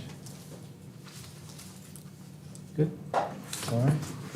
Next one up is Chair's Report. I actually have listed a few things here, but I wanted to start with just, thanking everyone. We did hire Randy Veach, right? So he's actually told me that he's watching tonight via YouTube, and he plans to be here at the April board meeting. So that's a big win for all of us. We're looking forward to getting him on board here soon.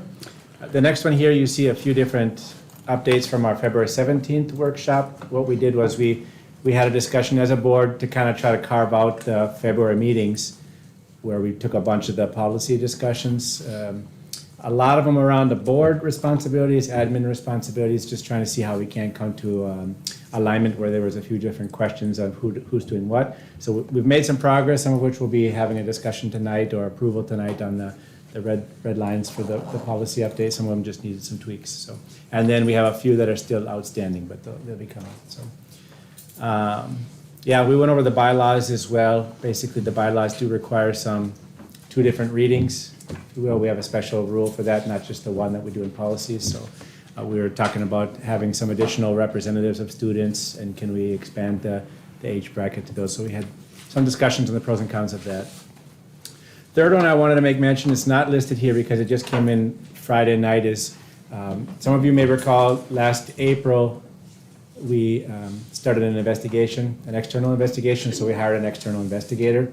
That process has been very thorough. A number of you here, as well as others, have been interviewed for that investigation to make sure that we do a good job and we take it serious.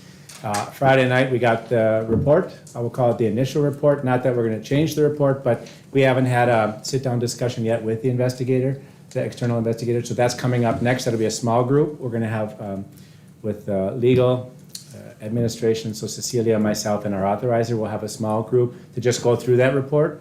And then the plan is to, as quickly as possible, our plan right now, pending legal, is that we'll have a board review of the full report. So you guys will all get a chance to see the full report. And then we need to, again, talk to legal to see how do we prepare something that we can share with the public. So what information can be shared publicly, some of it may be sensitive, so we just need to, the nice thing is I think we'll have some concrete steps and things to work on together as a school. I'm sorry, I can't answer any more questions on that. Some of it is I haven't even finished reading it all since I got it Friday night, but I just wanted to give the public an update that we are making a lot of progress. I expect, if everything goes well, that in the coming weeks, we should have a lot more progress on this. So ideally, it'd be great, but don't hold me to it. In April, we should be able to have something publicly. That would be, if we can do that, I think that would be great. So then it'll be a year, which seems like a long time, but at the same time, I think we can all feel confident once you see the report that it was a very thorough report, a very external one, meaning not coming in with any prejudice or whatever, and I gotta be careful I don't say too much, but basically that's where we're at, on the external investigation. Maybe, I may be able to answer it. I'll ask a question, you Yeah. can tell me.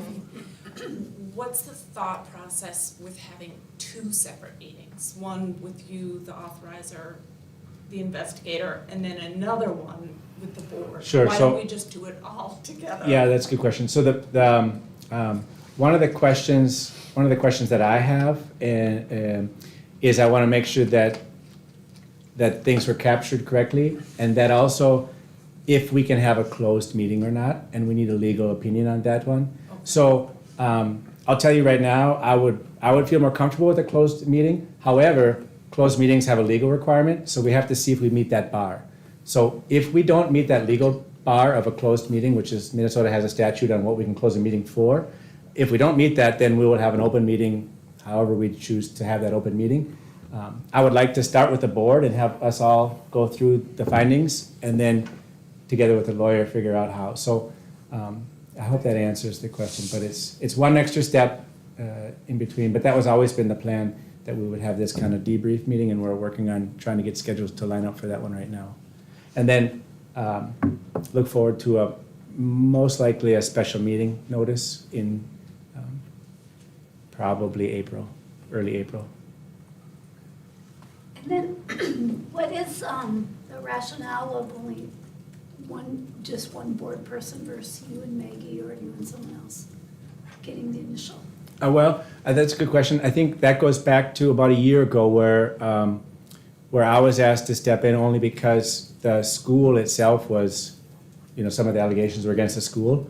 So with me being a parent member, that was the initial decision, was I'm not at the school. I mean, I'm kind of external, although I am on the board. So that was the initial discussion. We discussed it, I think, last month again, but we haven't changed that one. I think it's important to know the purpose of the small meeting is for us to put our eyes on it and see, did any little term get used wrong, or like somebody's name get misspelled, anything that we could correct so that the report will not be there's no reason to criticize it, I think that's the other reason. Can I just recommend that maybe one other person is also on there to help with that? Well, And I would recommend maybe Jeff, who has a little more experience and he's not hands-on with all this, versus the teachers, who probably Sure, shouldn't so be. we talked about it as an agenda item last month. The board voted to keep it as is. I'd like to keep it as is. It's not really an action item right now, but it's noted, so thank you. I don't think we voted on it. I don't remember. We did I not don't vote on remember. it. It might have been an item last month, but we didn't meet last month. Yeah. I don't remember, I agree with Sandy, it'd be nice if somebody who wasn't on the board is external and he's a lawyer. I would love to have one other person like Jeff there, personally. I just think Okay. it would be good to have another set of eyes. I think who so. are Somebody who wasn't catching part of things any of who's this. been around, but- Yeah. I mean, you're 'cause all you gonna weren't have involved it in anything, right? soon enough, We're, That's yeah, the other we're not changing it. I would say we're not changing the report. That was the discussion that we had. That's not what we're asking for. You mean report you mean who's there? I'm just asking that maybe So- there's another set of eyes on it. Yep, but I'm just saying, so the meeting is, I would say mainly focused on making sure that we have the plans laid out forward. It's not so much to do with the report, other than just making sure, as we mentioned. how will we move this forward, and getting advice from the attorney and getting advice from the investigator? I don't think we got the opportunity to discuss it last month, though. Would you object if Jeff was included, since he wasn't Yes, part I of would, the I would investigation? object from any change to the plan, because that's already been vetted. I recall a discussion, the authorizer, our lawyer at the time, and the investigator came up with this plan after our board decided that I'd be the representative. So we can take it as a follow-up to question it again. Are you talking about like when the process started almost a year ago? And then it was brought up again. I would have to check the notes, but we discussed it again recently. A I few thought it was weeks maybe ago. January. Yeah. I don't know if it's a voting item. Right now, it's not a voting item, right? I mean, we'd have to change the agenda, which we could do. But right now, it's not on the agenda for discussion. I'm giving you guys an update like I did over email, but I'm also updating the public that we're making progress. That was the intent of tonight. Well, I mean, just to speak up on this, I mean, I have volunteered for this. I have experience doing investigations, both state, federal, regulatory, you name it. I just thought it would be nice to help review it. I don't know if I can help or not. What I don't understand is the reticence for allowing a second set of eyes. I will defer to your decision. I'm not gonna push it, but I still don't understand we didn't vote on it. And I don't understand the reticence for having one more board member take a look early on, because I'm hoping if there's something I could add, that would be great. If I don't, I'll stay There's silent. nothing to, that's not the Yeah. purpose though, to add anything. That's actually my question. Can you say again what the objective is of this conversation with the authorizer, legal, and the investigator? So- What's the objective? So if you remember, I think an update maybe December or November last year, it's all on YouTube, we can check the actual dates. I went through and I made the incorrect statement that we'd have a draft. The investigator reminded us that it won't, actually, that was the word they used, but they changed it and said, there is no draft, it's the report. That report was emailed to us on Friday. All we're doing is sitting down and we're gonna go through and say, did they capture names correct or what have you, back and forth. I expect that'll be a very short meeting. The big meeting will be the one where we're all together going through each and every ones of the allegations that was made against the school, the findings, and any recommendations. So that's gonna be the fruitful discussion. This first one is almost like a process check, if you will. We don't need a board to sit there. This is, Yeah, so maybe that's my question. Why does any board member need to be at this initial meeting? What if it was just the authorizer, the attorney, and the investigator? I think mainly because he's been the main contact for the investigator, so I think that is part of it. But I think if the point of this is to determine that there aren't any factual errors, like names misspelled or words done incorrectly, then it seems cleanest if nobody from the board is there and there's just a determination of, can this be done in a closed meeting, yes or no? Are there any factual issues? And if the answer is yes to a closed meeting, then okay, how do we do that? If the answer is no, then what's next is what can be communicated in an open meeting form. Well, so what I'm hearing is, Dan, you're participating in that meeting, not as the board chair, but as the main contact for the investigation. I have been so far, yes. Okay. I still think it makes sense to be there, although the meeting could carry on, Eric, to your point, without me. That's actually totally fine. I mean, I don't need to sit there for the answer to that question. I have very few, I've only just skimmed it, very few bullet points, but I could share them with someone else too and just say, I'm just thinking about it from like maybe the comfort level of the board and maybe just the perception of, even though you're going in as an identified person, a year ago, as a board member now and as the chair of the board, it might, I don't know, the optics might be a little bit off or something like that. yeah. That's all. Well, and just making sure that, and if like you say, we'll have another opportunity to look at it and ask questions, and that's fine. What I don't want happening, it's happened in the past, is I don't want some decisions inadvertently made that we come back and all of a sudden we find out we can't look at it, or whatever. I just don't know. Well, that's easy to say, no, that's not gonna happen, but we don't know what we don't know. And I just don't want to give up a right or some comment and then have it come back and say, well, you decided this, the board doesn't need to do this, and it wasn't the board. Yeah. I just don't want to be caught off guard. I think that, two things I wanted to just share. One is that,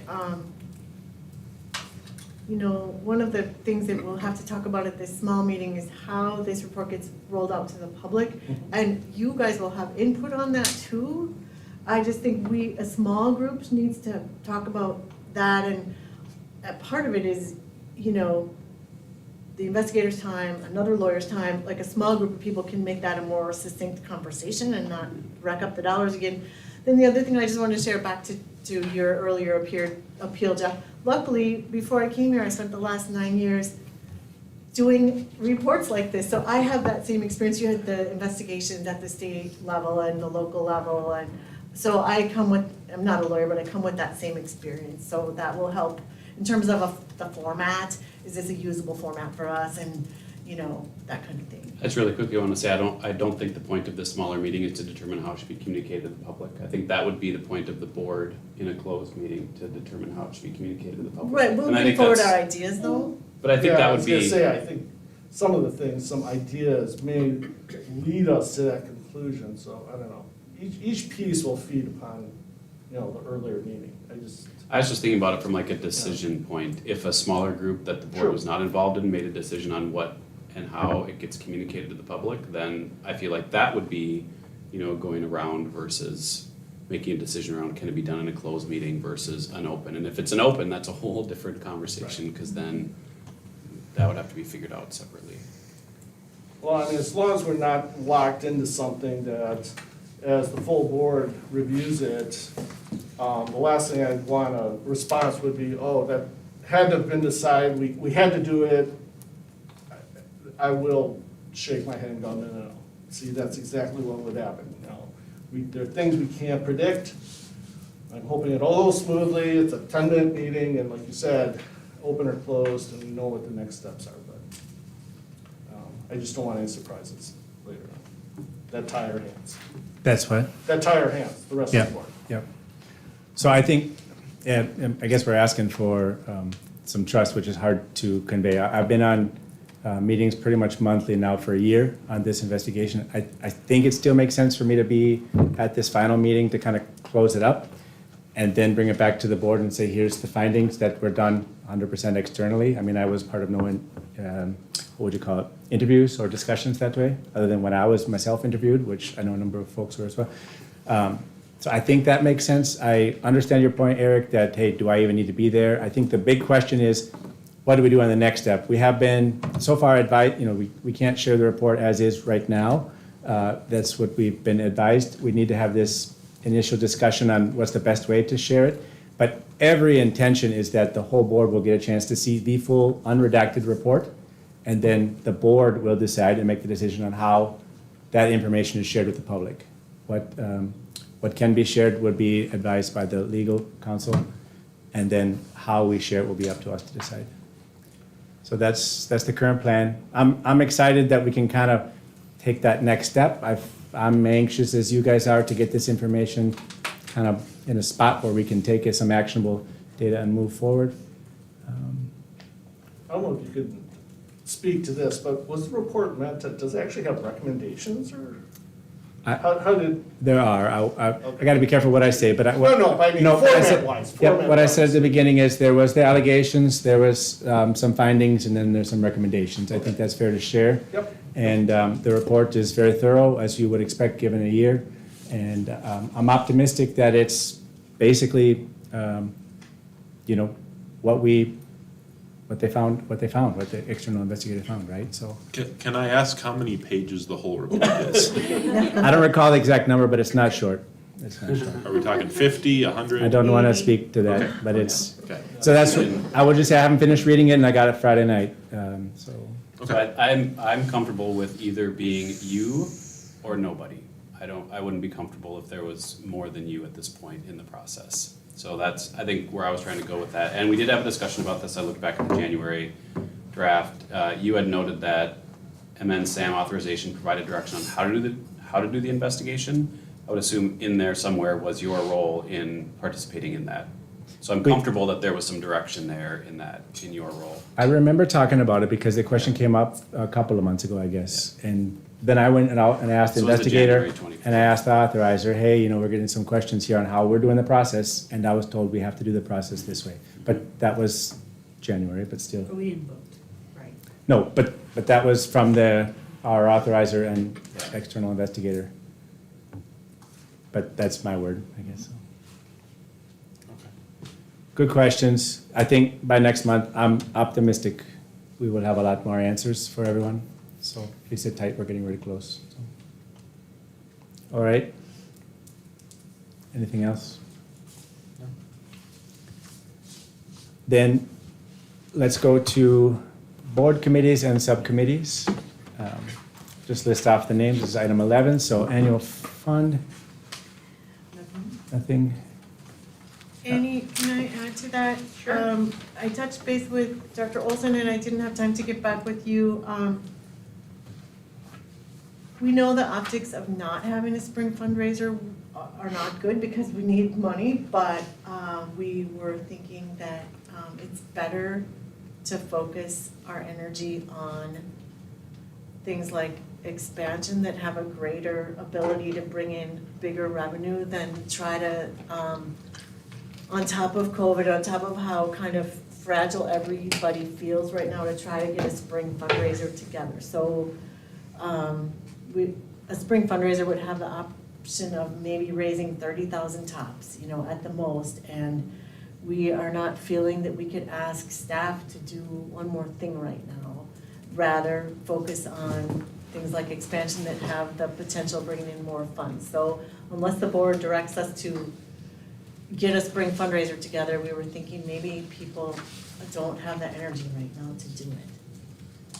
May I also ask, part of Gift to the Max funds was teacher grants. Do you know when those are when the application's gonna go live so teachers can request the grant? That is a good question. That's a Dr. Olson, I think. You'll have to just, yeah, that was. I can write it down there.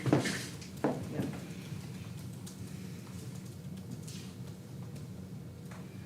When was Dragon Dinner normally held? Was that in the spring or March? So it was, okay.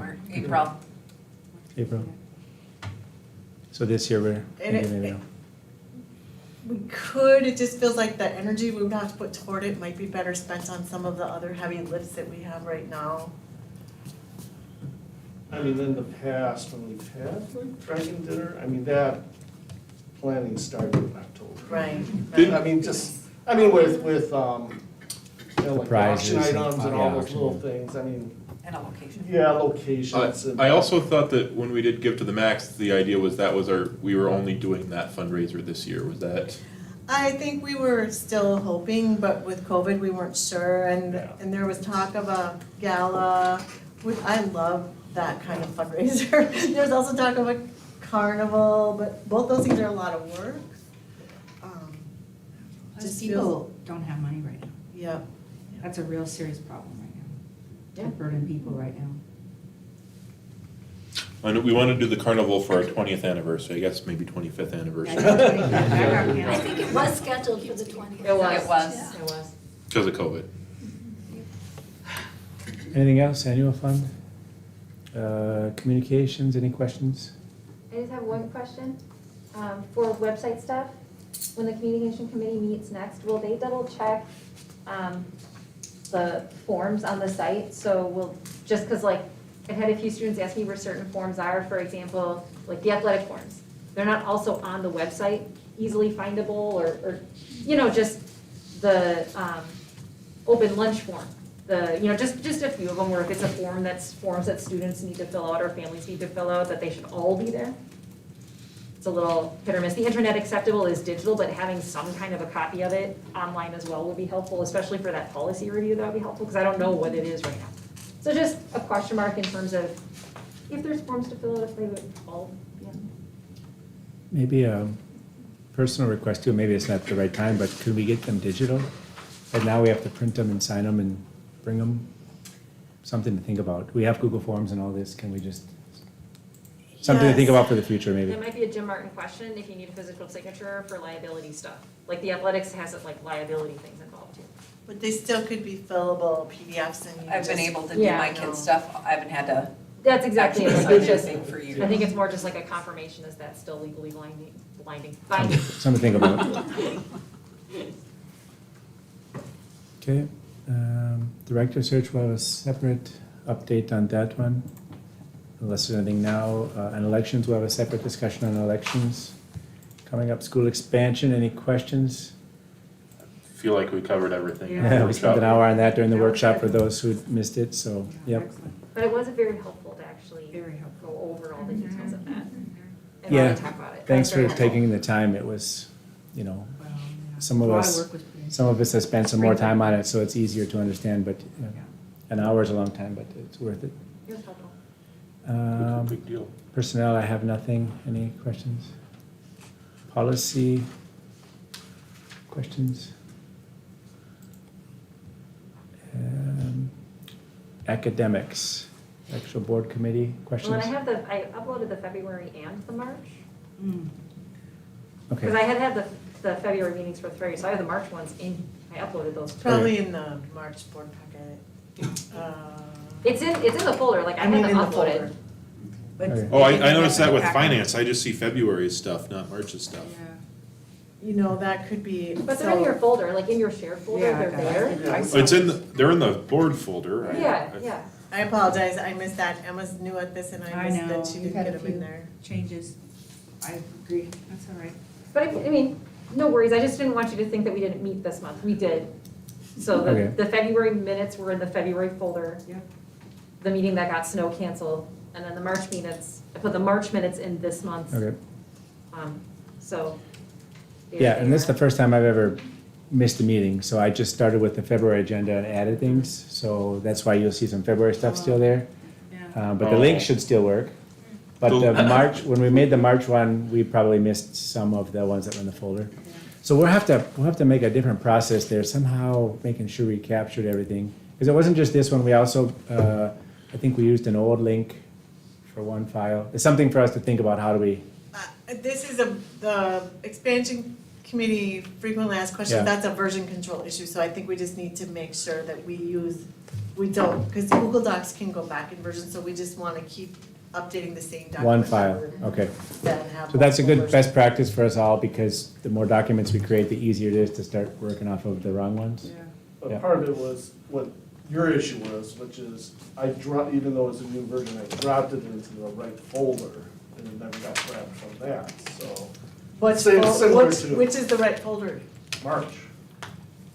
Okay, so you put in the March, yeah, Yeah, and the old version wasn't even in the March folder. okay, then I'm- that was my fault. I'm guessing. I mean, it is version control, but it's just. Did you say that this agenda was just a copy from the last agenda? That's how I do it, right or wrong. So I take the I think February what one. probably happens is they saw there was stuff there already It didn't bring and it. didn't Didn't update link it, them. yep. It was mainly, I think that I didn't supervise Emma close enough to know that it was gonna be weird and there were gonna be 2 months worth of a bunch of things, and so it's my fault. One other thing, and this is not the topic of now, but one other thing is maybe we can somehow lock it down even more.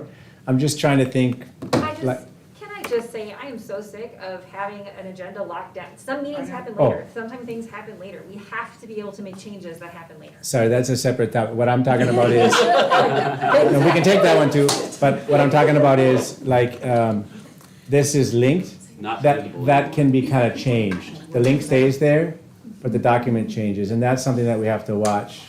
Can we Because get a like, let's say PDF? it's not a PDF, let's say it's a Word document, you know, that could be completely changed, and then the board may read something different, and we may agree on something that's You not can do the it as a same. PDF with the link. So I that think wouldn't PDF would be a good change. practice. Yeah, what I was doing. I think that we always do. I mean, if there are any Word documents in here, it's a mistake, Okay. but we always change them to PDFs So when let, we. do the and- And Google PDF. Docs too. And you can see in the board folder that if somebody put it in there as a Google Doc, we'll leave the doc, but we'll make a new one that's a PDF, and Okay. so they're both in there.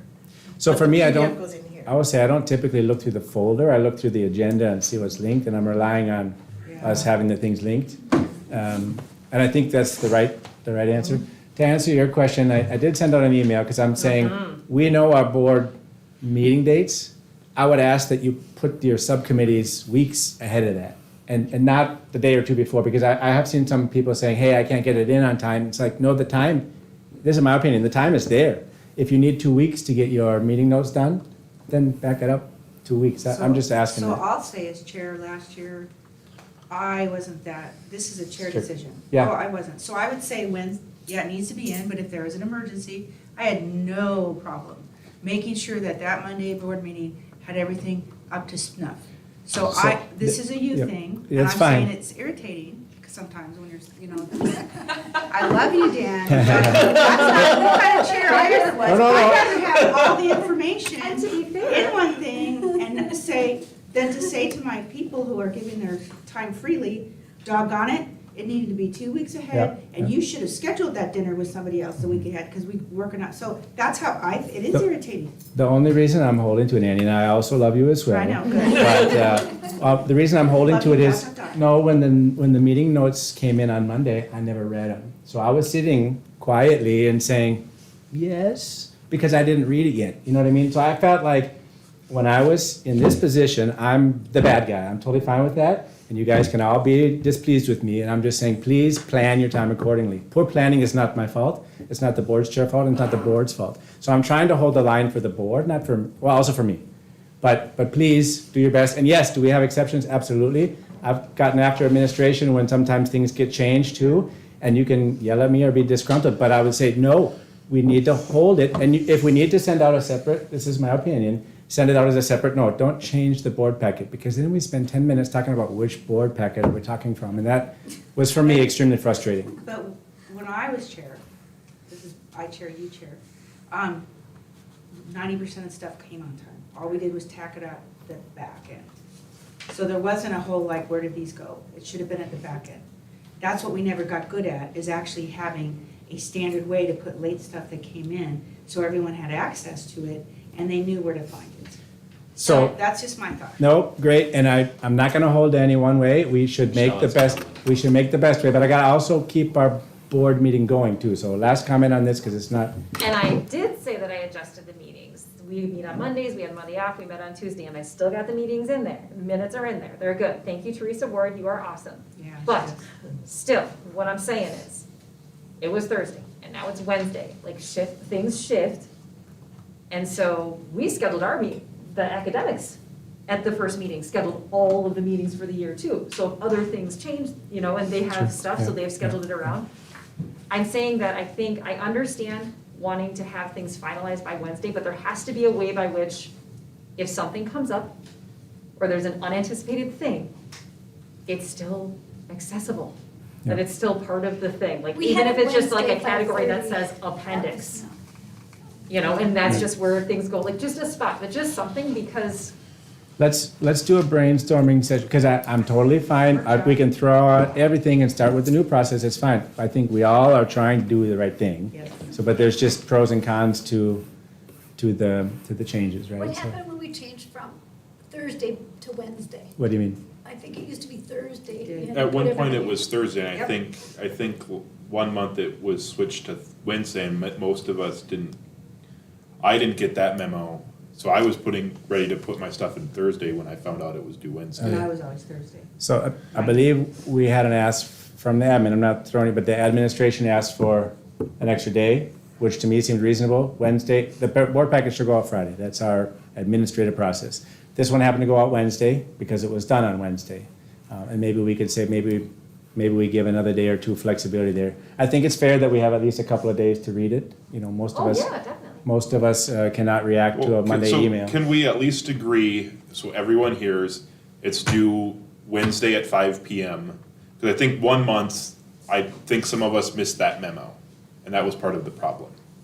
So the other thing I will say, not in my defense, but I try to email a month ahead, I email 2 weeks ahead, and then I email the week of saying it'll be closed. So I know sometimes we have a habit of saying, I see that date is far off, and we wait until then, but I have very little sympathy, and this is me as board chair, for folks that don't get their stuff in when they've been given months or a year in advance warning. So Well, with the election stuff, where I feel like we had spring break, and then I had the finance meeting on Tuesday because it was moved from Monday, so Wednesday was the fastest I could do it. So I think that was kind of a special circumstance, but. And there will be, of course, there will be special circumstances, but if every committee sends in the notes on Thursday or Friday and asks for a then that's what I'm trying to help us with. Yeah, that But has never happened, though. No. Let's be fair. Let's You're keep the meeting going. And I wanted to have it tonight, but we didn't have enough time so far to have a discussion about Sounds like a good discussion. how can we do better? Because brainstorming is good. I see one side and other people are seeing the other side, Yes, so. maybe you, though, Dan. Maybe you. Brainstorming's good, it's helpful. Yep. All right, good discussion, but not on the agenda. We just do this to see if we sharpen your. Okay, so now finance, am I right? Is that So where we're at? finance, what's in the packet is our February meeting notes, and at the end of January, financials. The March meeting and the end of February financials are in the packet. Can I ask for a 5-minute recess for everyone to have a chance to look over those March ones so we can approve them, or do we just want to approve? You mean they're in the folder? They're in the folder. Oh, okay. Or do we just want to approve January, or end of January, and the February stuff, and then in April we can approve the March financials and the April financials? If we can wait to approve them, let's put them in the next Okay one. with waiting Okay. till But next I would rather read them more than 5 minutes if I. Okay, that's if I fine, could. yeah, so. Good question, but I will say I didn't read them because I just click on the link, that's all I do. So we need a good link. Okay, so it sounds like a lot of us missed that, so we all need to be more vigilant about that. So I'm gonna motion to approve the financials for end of January. I will sec, oh, you want, you're fine, you go. I'll second. This is Sandy. Any further discussion? Okay, all those in favor, say aye. Aye. Opposed? Abstain? Okay. Can I mention that in addition to your normal finance documents, you have that bottom document under the finance, math and science long-range projection model? That this one is the expansion edition, so you can see the details of Yeah. that little slide I had. I did see that. I had to like blow it up though, it was so small. and We I- can provide that in Plus, March plus, too plus. now, Again, we can always, or? Yeah, we can always provide it, and we can update it every now and then. I don't know if we'll update it every month, but Right. every now and then we can update it So with new like thinking. semi-annual? Oh, yeah, sure. Whenever any of our thinking changes, whenever something changes. Okay, I don't wanna like overburden, but. Oh, no, it's good. Yeah. Okay, consent agenda. This is leases for building C and D. Can I get a motion to approve? I will motion to approve. I will second. Okay, discussion. I did double check and there is specific expiration dates, 8490, January 1st of 2020, 8500, January 1st, 2021. So I wonder if you wanna, since I can't check with him now, and it does usually take him a couple days to get back to me, would you wanna approve a motion? Well, I don't know, I mean, I can sign them anyway, but we want to get that make Yes. sure that language It's clear. is Yeah. clear. Yes. So Well, you we- could maybe Because if it's not, put a caveat in here. Yeah. I don't see them changing their mind on that. I don't. They're, I'm just saying, really, it's always Yeah. good just to, yeah, oh, no, we wanna get it, but I'm just. Yeah, that's why we Yeah. have to. So, and that, you and I had a discussion on that, Yeah, I mean, I just made the same assumption that you did, that when I read, nothing Everything else, yeah. changes, everything stays the same except for the new end date, then I assumed that meant we still had the option to buy, but I'm worried that Jeff might be right. Yeah, but if Jeff's interpretation is, then that becomes void because it's still stayed the same, right? Well, Then we- the purchase part itself has already expired. Expired. Yeah. So That's I a better way want them to ask. actually, I think I would like to ask them to change that, to give us the Yeah. same end date as Yeah. our lease extension, So I would be in favor of approving it, given that. pending Yeah, that. Yep. that would be. I good. would definitely if it was So- contingent upon that. Can we undo that or amend your? Amend the motion. Then, doesn't it not need to be a consent item? Yeah, I Hmm. don't think it should be consent at that point, because there would be discussion and So modification. then I can motion to remove from consent and add it as discussion and decision B, 13B, because we struck personnel committee, Sure. subcommittee, so we can just yoink it right in there. Okay. I almost feel, terms. I almost Yep. feel like Formal it should go, Did somebody move I the feel like it should go actual, to H. I motioned Just the leave that in consent there. agenda, At the but I end? knew that there was gonna be a thing with the that. lease agreement isn't in the folder anymore? 13H.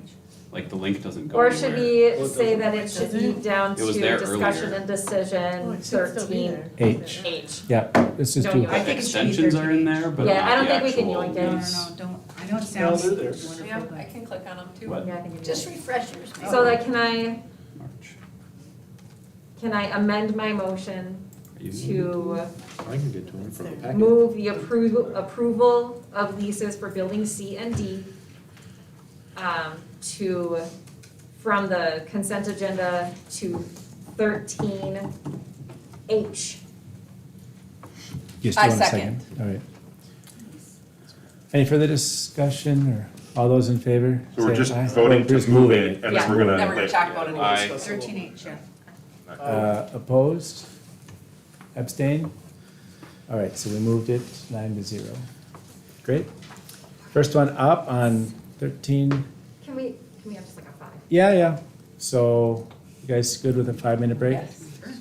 Okay, so at 7:20, Jennifer, we pause for 5 minutes. Cecilia, can you mute the mic? We'll be back in 5 minutes.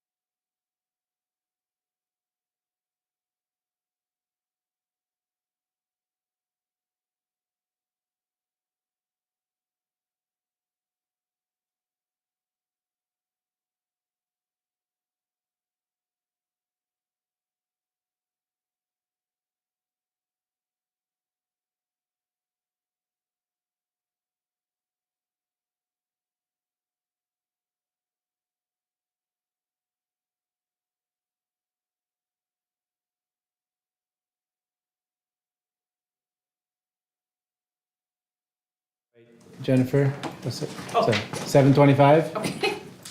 Cecilia, are we back on the audio? All right, welcome back, everyone. Quick 5-minute break. Thanks for being punctual. So item 13, discussion decision. We planned a little over an hour for this one. It's pretty close to, executive director search update. So Ms. Anderson, so we have, please come up and, the mic is here. So, did you want to take us through?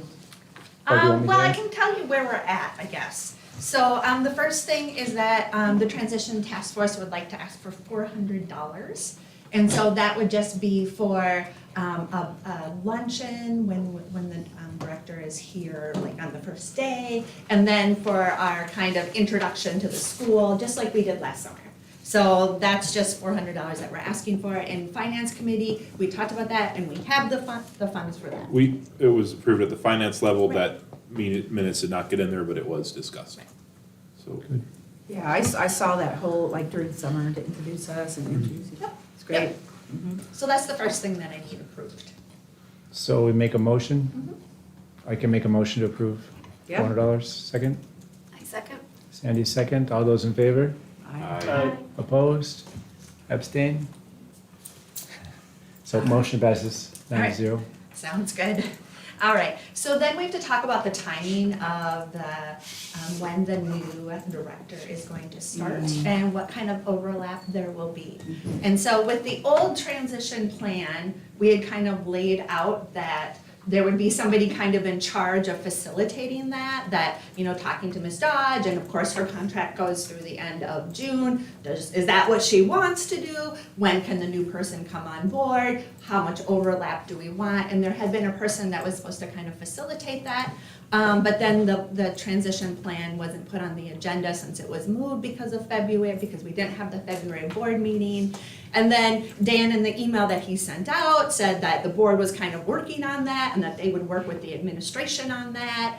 And so I'm not sure where we're at with that. I don't know if you want me or somebody else to talk to those people and come back to you with some sort of decision about when they're starting, all of those sorts of things. I also don't know how much money you have, if you can pay 2 people at the same time, any of those things. So I our can first, start, our first transition plan basically planned on them overlapping for like just a day or 2 kind of a deal. And so then on the transition task force, the members of that task force said that they had heard that there was going to be way more overlap.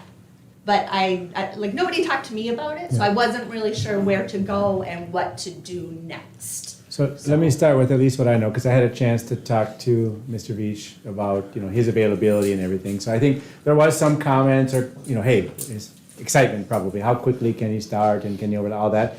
I think the reality is we have interim director that goes through, the end of June.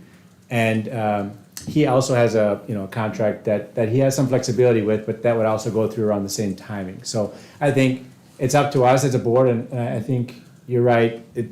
I kind of pushed the decision off. I didn't want to make the decision myself or over email. I thought it would be good that we discuss here. So the pros and cons of a longer one or a shorter one. But it's looking like, I'll just say it's looking like it would be nice to be towards the end of June with some overlap, but not too much overlap where we're tripping over each other. So this is what I'm thinking makes sense, but I would like to hear you guys. I mean, maybe Ms. Dodge, you have some opinions, and then the board as well. So How it is often done is that the new person might not even overlap with the existing person, but there's an agreement either, let's say, during June, and maybe this is a separate thing from his contract where it's a little bit of money where he would be allowed to meet with me virtually or something, a few hours, just a few hours, Per question. Right. And so some meeting time during that last month, or the opposite can happen, some meeting time when I'm done, when he starts, then I could be available to him for a little bit. There also can be like a day or 2 half days or something overlap, something like that. But beyond that, we would be tripping over each other, and you don't know what you don't know, so your questions don't come then, they come later or earlier. So I think that some kind of arrangement where we could speak with each other a few times in June or a few times in July, I'd be open to either one. Last time I did that for free, lots of people often do that because they're interested in being successful. So I met, with people and talked to people and started doing some work ahead of time on my own dime, because your salaried employees, it's different than, hourly. It's up to you. I just don't think a lot of overlap is productive, and also we don't have the budget for it. So that's what I would share. For budget-wise, we're near a deficit, we're not sure if we're gonna hit the deficit or not. We have more flexibility in next year, which does start July 1st. So for a budget, if we're gonna double dip, and even if it's for maybe 3 days or. Or 10 hours, Right, 6 to 10 hours. maybe, or wait, July 1st. So July 1st is a Friday, no, right? Yeah. Although that's a big weekend before 4th. Yeah. Right. Look at me, I'm thinking of the day already. I might be busy. So as it is, I believe your contract ends June 30th. And then we can have, I believe, fiscal year wise, we can have him start July 1st. And then we can extend you a transitioning contract, Which might just be a few hours. which would be like a few hours on Friday the 1st, maybe, and then maybe the 8th and the 15th. It might So- be nice to leave it flexible, a certain number of hours in the month of July. So that, Mr. Beach and I could decide. After what the was first. best. That's better, I like that. Would it, Yeah. do you think it would be okay or in any way amenable?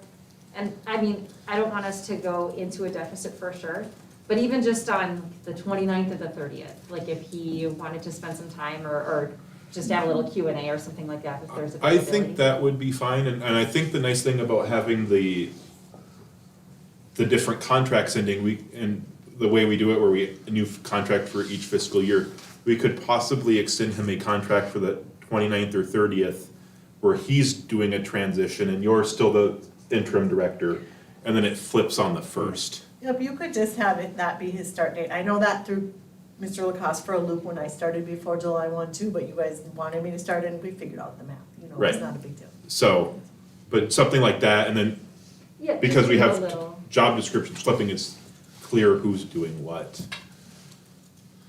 Yeah, I just wanted to make sure it was not equitable, the expectations that we had on Mrs. Dodge. She had 8 meetings before she started, and that should not happen. Well, not paid. And we need to, and that's why I want a plan to be passed by the board, so everyone's going to follow through with that plan as well, and not go around the plan. And I wanna have us figure out who is going to reach out to Mr. Vetch, and who's going to coordinate with Ms. Dodge? Will they do it themselves, or, all those types of things, because that was kind of a big mess, and it was really not right last year what happened, because it wasn't followed. Right, I agree. So I've heard some ideas, but I don't know, do we settle on anything? Well, I don't know if this is a motion or not, but I'd like to make a suggestion, maybe have Lisa facilitate that, working with Ms. Dowd and Mr. Beach, just to kind of schedule and talk about what we just talked about, and just nail it down. If you set parameters, I don't think Mr. Beach and I would have a problem with, Okay. doing that on our own. Okay, no, that's fine. Well, and to Michelle's point about a deficit for this year, if we have an overlap of 2 days, that's not gonna, That's what I mean, like it's just It's- a little bit of wiggle room for time. and someone said it's the 4th of July is the next Monday, which I believe is a holiday for us. Yes, yeah, it's a national holiday. So, It would be good to be clear who's, who's in charge on those 2 days. It doesn't really matter that much, but I don't think you need 2 executive directors. So one person's in transition mode and one person is the executive director, just for clarity. I don't think it's a big deal. What if we approve the dollar amount for however many hours you think the transition makes sense, and that happens in July, and you manage that with, just an idea, with Mr. Beach? I think that's fine too. I'm totally fine with it. Because I'm really I open feel to like, whatever works best. I don't want the board to set the schedule, or, you know what I mean? I feel like you guys, we give you the dollar amount, and you sort out the planning fully functional adults, But the schedule we would set, would we keep the 30th as your end date, and. The first, That's- that's Yep, his yep. first date, That, yes. that part we could. That's we could clean, start. right? That would be clean, Right. and then we'll let you figure out the questioning period and how that works. And so you would be the one contracting him, and nobody else. I mean, unless Dan, as the chair of the board, had something, but otherwise, we wouldn't have staff trying to reach out to him, or even my student group today said, can we reach out to him? And I'm like, no, you cannot. You know, no, you can't. You know, and I think people need to understand, he'll be here at some point. You Sure. can, you And know, then he'll have be your super say, and, accessible, you yeah. know. Yeah, And so, I mean, and that's why we made the tasks like this too, kind of with the idea of, hey, everybody, he's going to reach out to people at different times. He will not reach out to all of us in the first week because he cannot do that, you know? And so we kind of laid it out that way. So throughout the course of the summer, different groups of people have access. And of course, he could do more than what's listed in here. But these were kind of like what we thought were kind of the bare minimums of the different, you know, groups of people at MSA, I guess. So that was kind of the plan.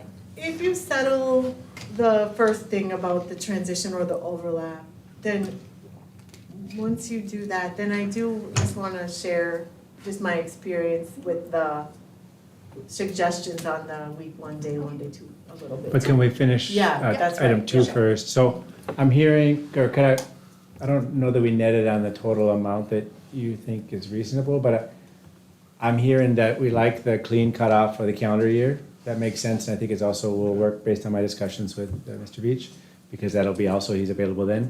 Then it would just be a matter of us agreeing on what's a reasonable amount of days to basically pay you in July, right? And I don't even think it has to be days. I mean, I don't think he's Or gonna, hours. because Dr. Olson and Dr. Hinton will be here. I mean, everyone else will be here. It's so different from when we came in, when everyone was just gone. Yeah. Well, Could for, we give one of them one extra personal day and then just have it be paid out at their rate? Because they're Oh, yeah, each would be yeah. working one extra day essentially, but we would just pay it out at their rate of pay.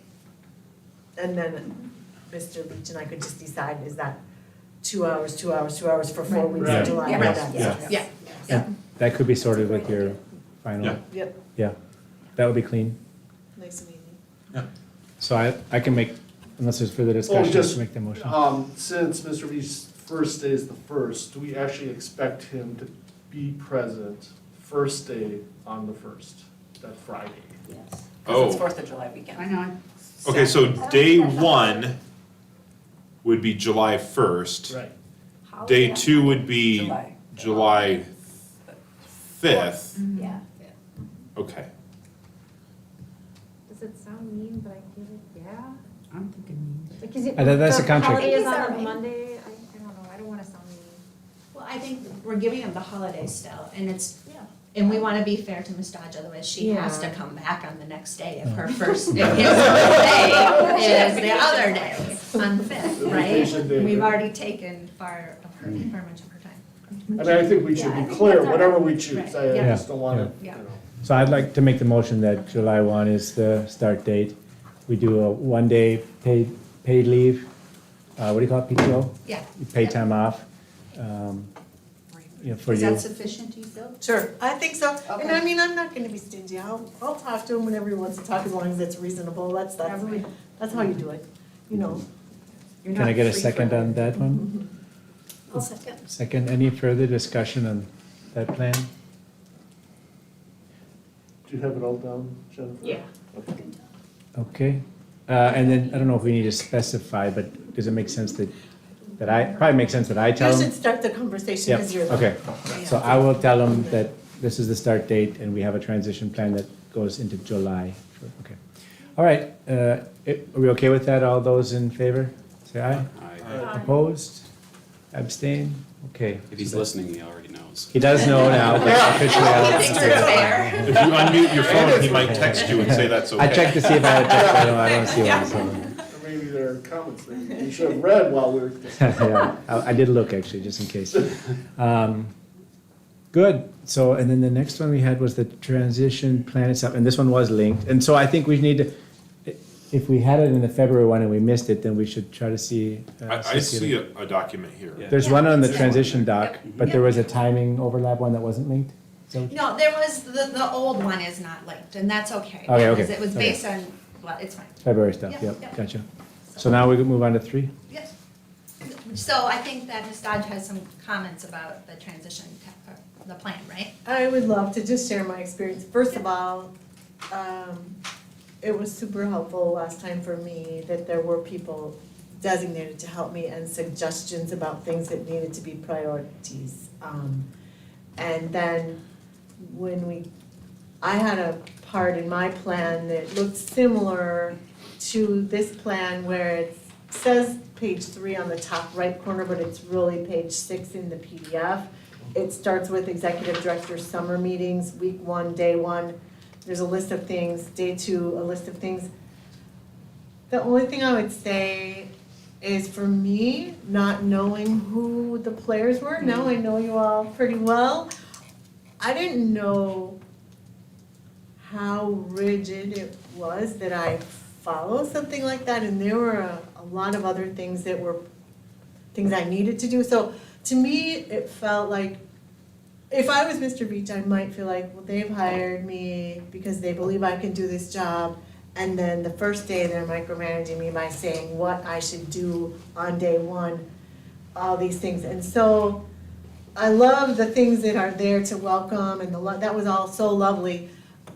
If I knew what I know now, I would have asked for more flexibility, or I would have, I don't know. It was a little bit micromanaging in my mind to me, to receive this list of things I needed to do, when as a professional, there were other things that I knew had to happen. There were so many people to hire, and things like that. And facilities things, and just this was absent a lot of the things that were in my face that needed to get done too. And I was afraid if I didn't do these things, I'd be in trouble because I was a new employee.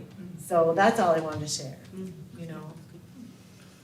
And so, I mean, I would say just the one thing is that we said that the director will set up the meetings. The meetings don't have to be on that day.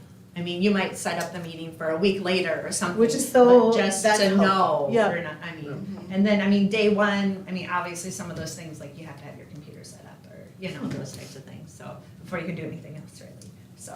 And you have to have all your forms signed with payroll, so those are kind of just things that you would have to do for the most part. So then I would say, it appears when it says tentative schedule for the executive director, like I need to do these things on my first day. And maybe I do want to meet with Brittany, but it might not be the thing that has to happen on the first day. It might be 5 other things or whatever. So I just think you've hired a professional, and yes, it's important for them to know what the board and, this task force thinks are things they need to know, priorities, especially the things that are listed above it. They're so important.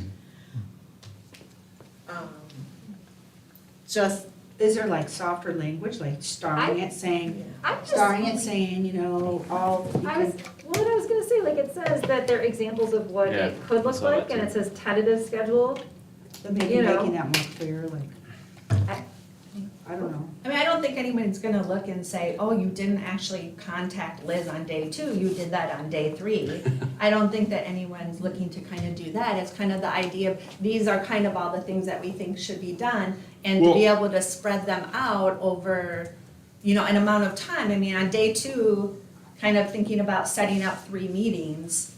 It's not the meetings are that day, but you will set them up sometime for the future, and then you would have the rest of the day on day 2 So, to do so everything. what you're saying is, the way you're proposing it is, Liz will kind of know to expect a call from him on day 2 to set up a meeting, not necessarily to have a meeting with him. Right, it won't be the meeting. Okay, so you're laying out a structure of when to contact people to get these meetings in the first couple weeks. Yeah, Well, and I except think for we- day 1. Well, and I think we really need to look at tentative because it is July 1 of 4th of July weekend Yeah, I know, of a right. Friday. And so even if, as I look at tech coordinator, is Justin here that day? I don't know. Day 1 might be day 3. Right. Well, I don't know. I- And he might call Liz, but maybe she's on vacation that week. Well, And I don't know. And I will say, it says that there are things that they could look like, but I think the key thing that when I read this, and I don't know how to change the language, but when I'm reading this is just a sort of like list of things just to try to take care of. If you schedule, like if you're looking at it and you sent out an email to the board chair, and you did that on Monday or something, or you did that on day one instead, sorry, I keep thinking of day one as Monday. You know what I mean, so it's just, it is a list of just, because if you start, you don't necessarily, you don't know what you don't know, or don't know what might be, helpful in terms of prioritization, so it's just a way to help prioritize some of those.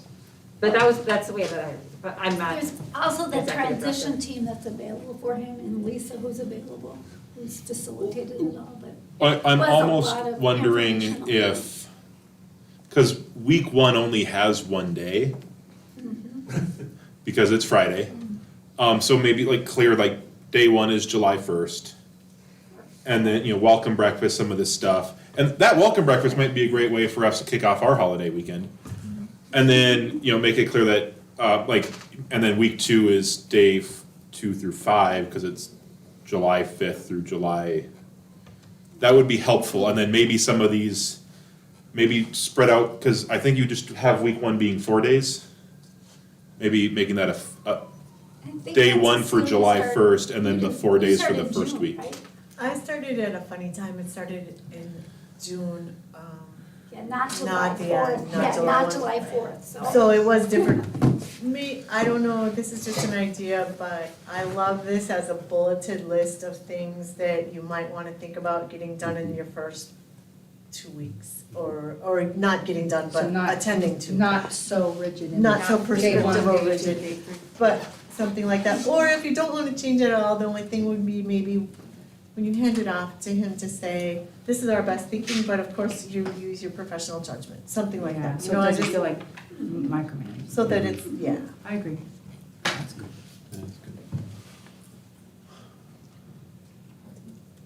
So yeah, what I'm hearing is it's good. I mean, especially the administrative things, these things need to be Super done. helpful. A little bit more flexibility on the decision on when things happen, but here's the list of things that should happen. I think that's a good list for somebody starting. Is that what I'm hearing from folks?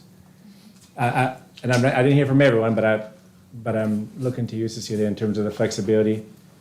Yeah, and I love the emphasis of the reaching out to make contact, To so these yeah, I people, made yeah, contact with yeah. Liz, but I might not get to meet with her for a couple weeks, I love Yeah. making contact.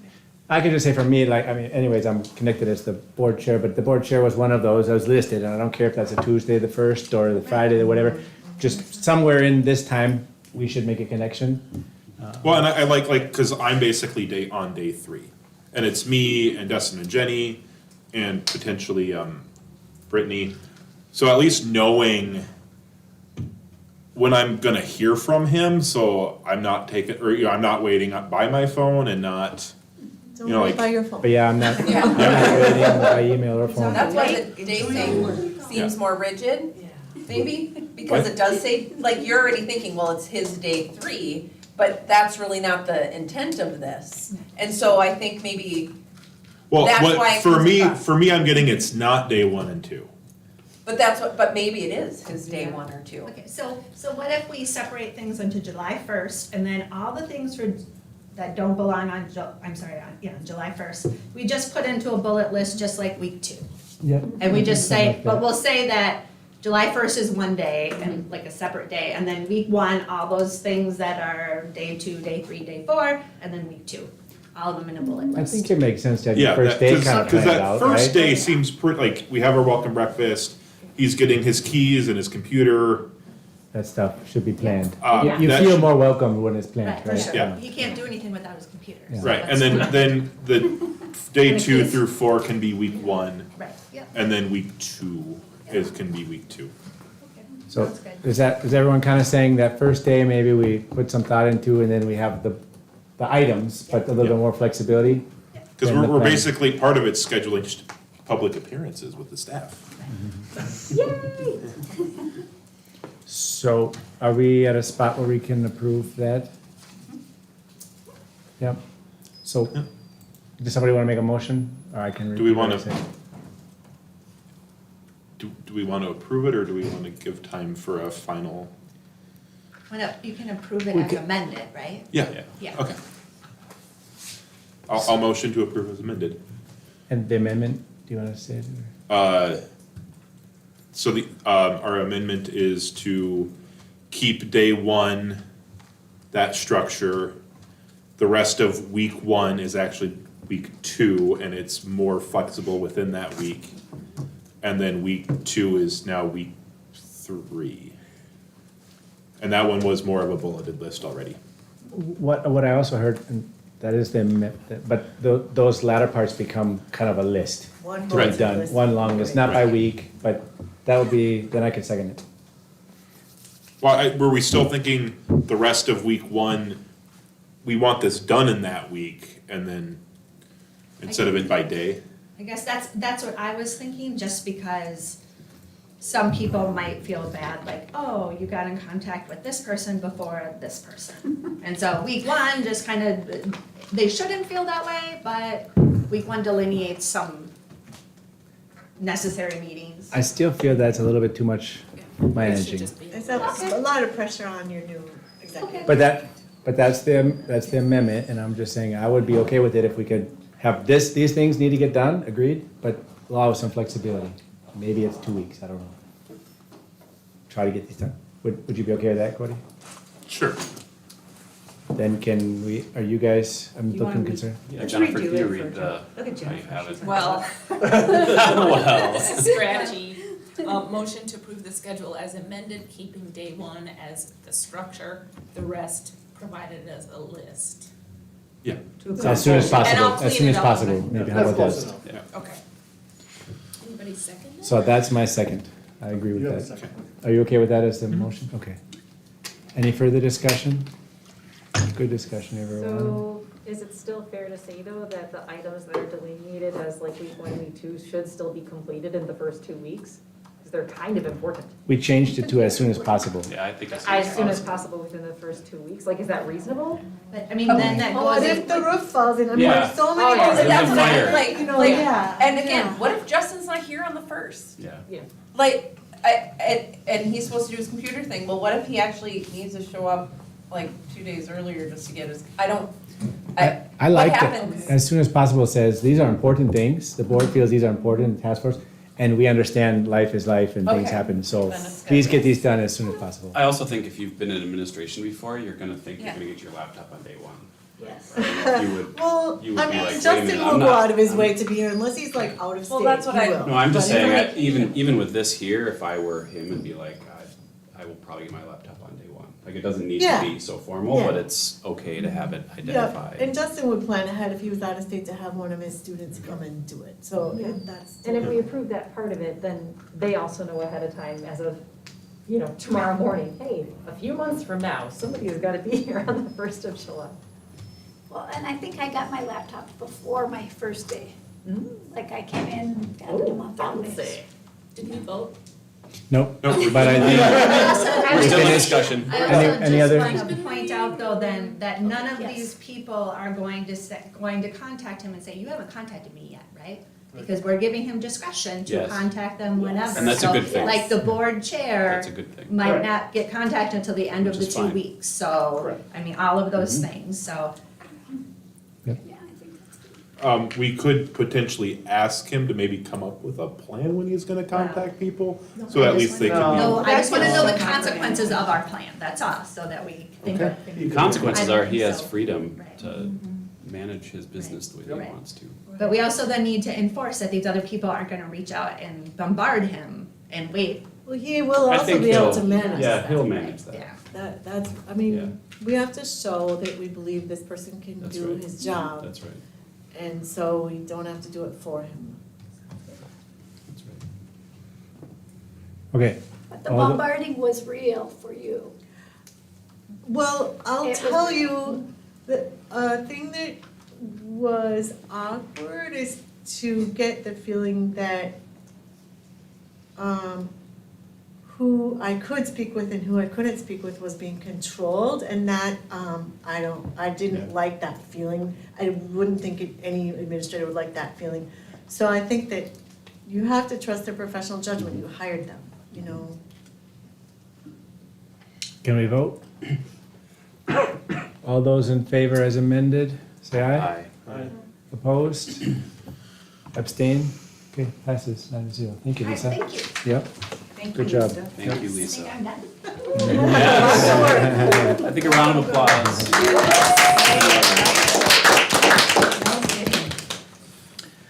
right, we skipped, what do we do to B?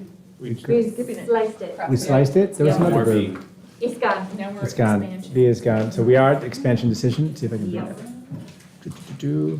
I want to read the, I guess so for those watching on YouTube, we spent an hour on expansion, so it's a very important topic, which means we spent an hour on it, but you may have just tuned in for the board meeting itself. And so we have a motion that's listed on the second page of that, the PDF of the PowerPoint.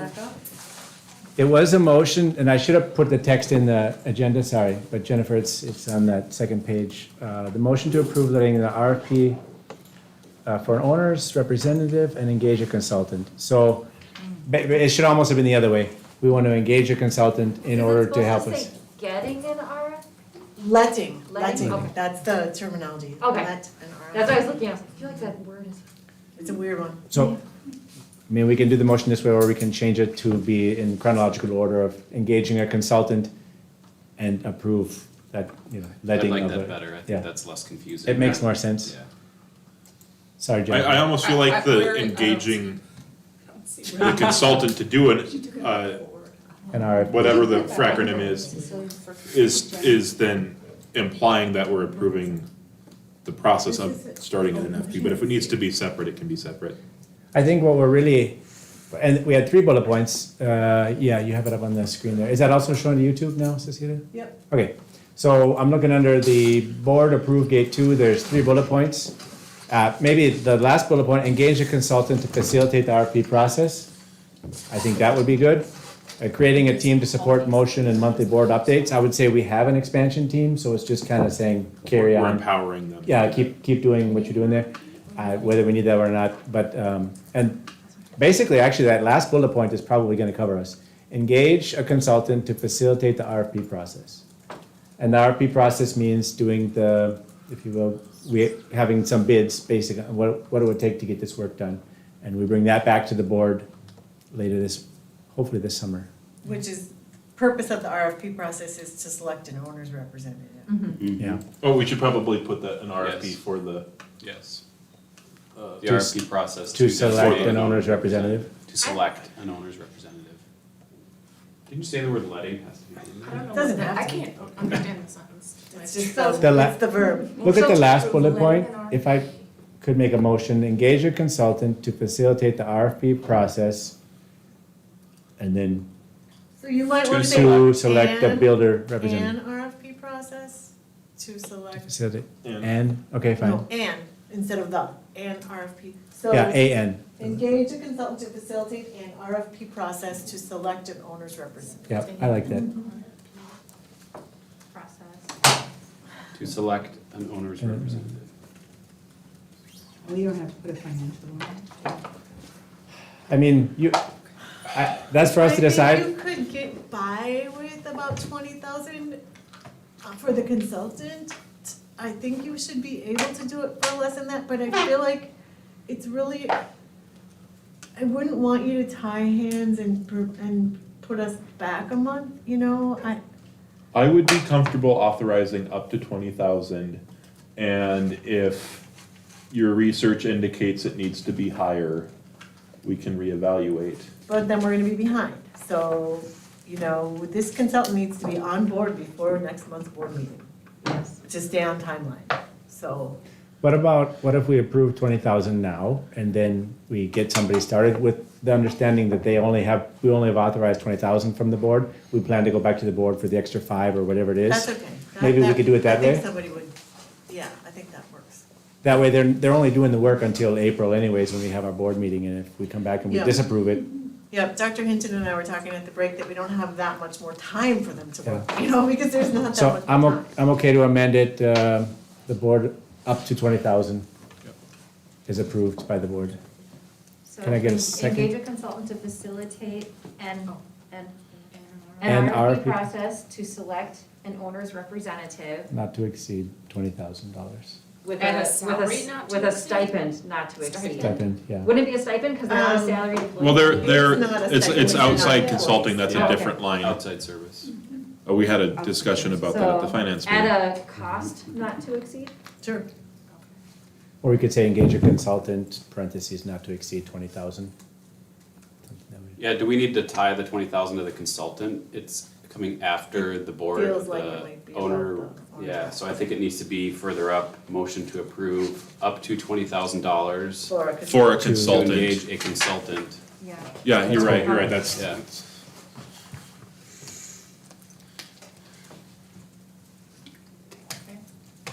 Can we get a second on that? Can she read it just one Sure. time? Yeah, Make sure we got let's it right. make sure she, I know I don't, okay, let's see, okay. Right enough. Motion to approve $20,000, Up to. Up to. To approve up to $20,000 to engage a consultant to facilitate an RFP process to select an owner's representative. Yeah. Sounds good. There's a lot of twos, but it's okay. It'll do. I'll make that motion and I will Cody will second. second it. Okay. Any further discussion? You just stopped at owner's representative, do we want to say what that actually for is? or- owner's representative for expansion process. Yeah, there we go. Sure. I think that covers all the bullet points. I'm fine with that. And you're also fine? I suggested it, so yes. Any other discussions or comments? Then let's put it to a vote. All those in favor, say aye. Opposed? Abstain. Great. We are moving forward. Yeah. Good job, everyone.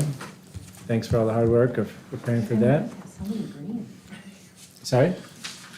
Oh, my Oh, okay. M&Ms. I was making a comment on M&Ms. Let me get back to my agenda. We are at election. Hello, MSA Board of Directors. This is just a preview of the MSA Board of Directors elections. There are a few things I just wanted to cover from the election committee, subcommittee meeting that we had last week so that everybody's informed about what they are in fact approving. So the first thing is we did finalize the schedule as it's currently planned. If you do decide to alter this, it is possible, but the schedule that was proposed by the committee is that the election will begin this Friday on March 25th, and that voting will close on Friday, April 1st. So 1 week to vote. And per the bylaws, it'll be open to all parents, teachers, and community board reps that are eligible to vote. And then the committee will meet again after the election to certify it, to present it to you at your April board meeting. That is the plan as it currently stands. If any of these dates change, they just need to make sure that they're within time of the April board meeting, assuming we want to stick to that schedule. So just quick tour of what will happen on March 25th. We'll add a blurb here saying voting is now open. The plan that is recommended is that we also send out an email to all parents containing their usernames and passwords for the website if we have them. That way they have an easier time getting in, because that was one of our bigger complaints last year, that they needed their passwords to log in. That is required so that we can authenticate that they only vote once, so it is one vote per person. Once they get logged in, they will be given 2 pages that they'll have access to. One is the ballot here, which is pretty much the same as all the times we've done voting before. They've got the ability to vote for each candidate, abstain, or write in a candidate. And then these things also link out to the candidate statements, which will be made available online. This page also has them available in PDF form, which I believe might have already been, or I think they're waiting to send it out until tonight's board meeting approves the plan. But once that's approved, we can make this live, and then the ballot will go live on the 25th. Once they vote, it just says, thank you, I'm not going to do it because this is actually ready to go, and I don't want to put a vote into the system at this point. But it'll limit it to 1 vote per person. Behind the scenes, it's being tabulated, separating the vote from the registrar, just like it would at a normal election. So it is not easy to tell who voted for who.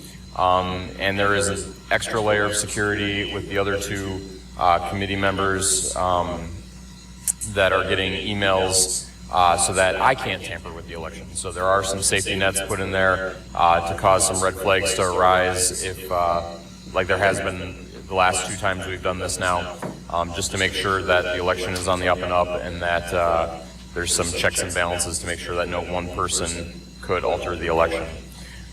So with that, I hope that works. If you have any questions, feel free to email me.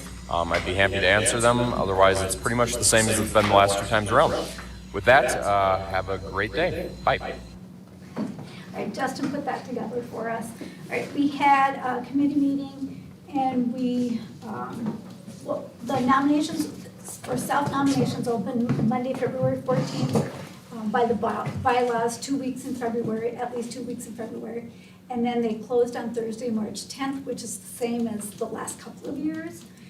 We met on March 16th and we would like to get the ballots approved. That was up there, which is attached to the candidate statement. And the timing, so the election, if it gets approved, the election would start, they would be posted as soon as Justin could make it live with the candidate statement. And then the election would begin on March 25th and it would close on Friday, April 1st.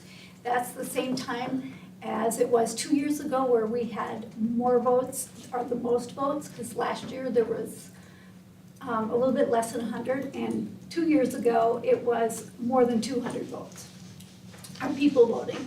And then we'd like to meet on Monday, April 4th with the committee and certify it. And again, it's three separate things that all have to match together. Jennifer has one key, I have one key, and Justin has kind of like the master key of it. And then at the April board meeting, we would tell you the results and you guys would approve them. And then the new members or the members who have been elected would be seated at the June board meeting. Let's see, I think was there anything else? I think the only thing we wanted them to do, didn't we want them to post, like Cecilia to post something? Justin will No, do that. Justin, Yeah, okay. Justin will do it, yeah, yeah.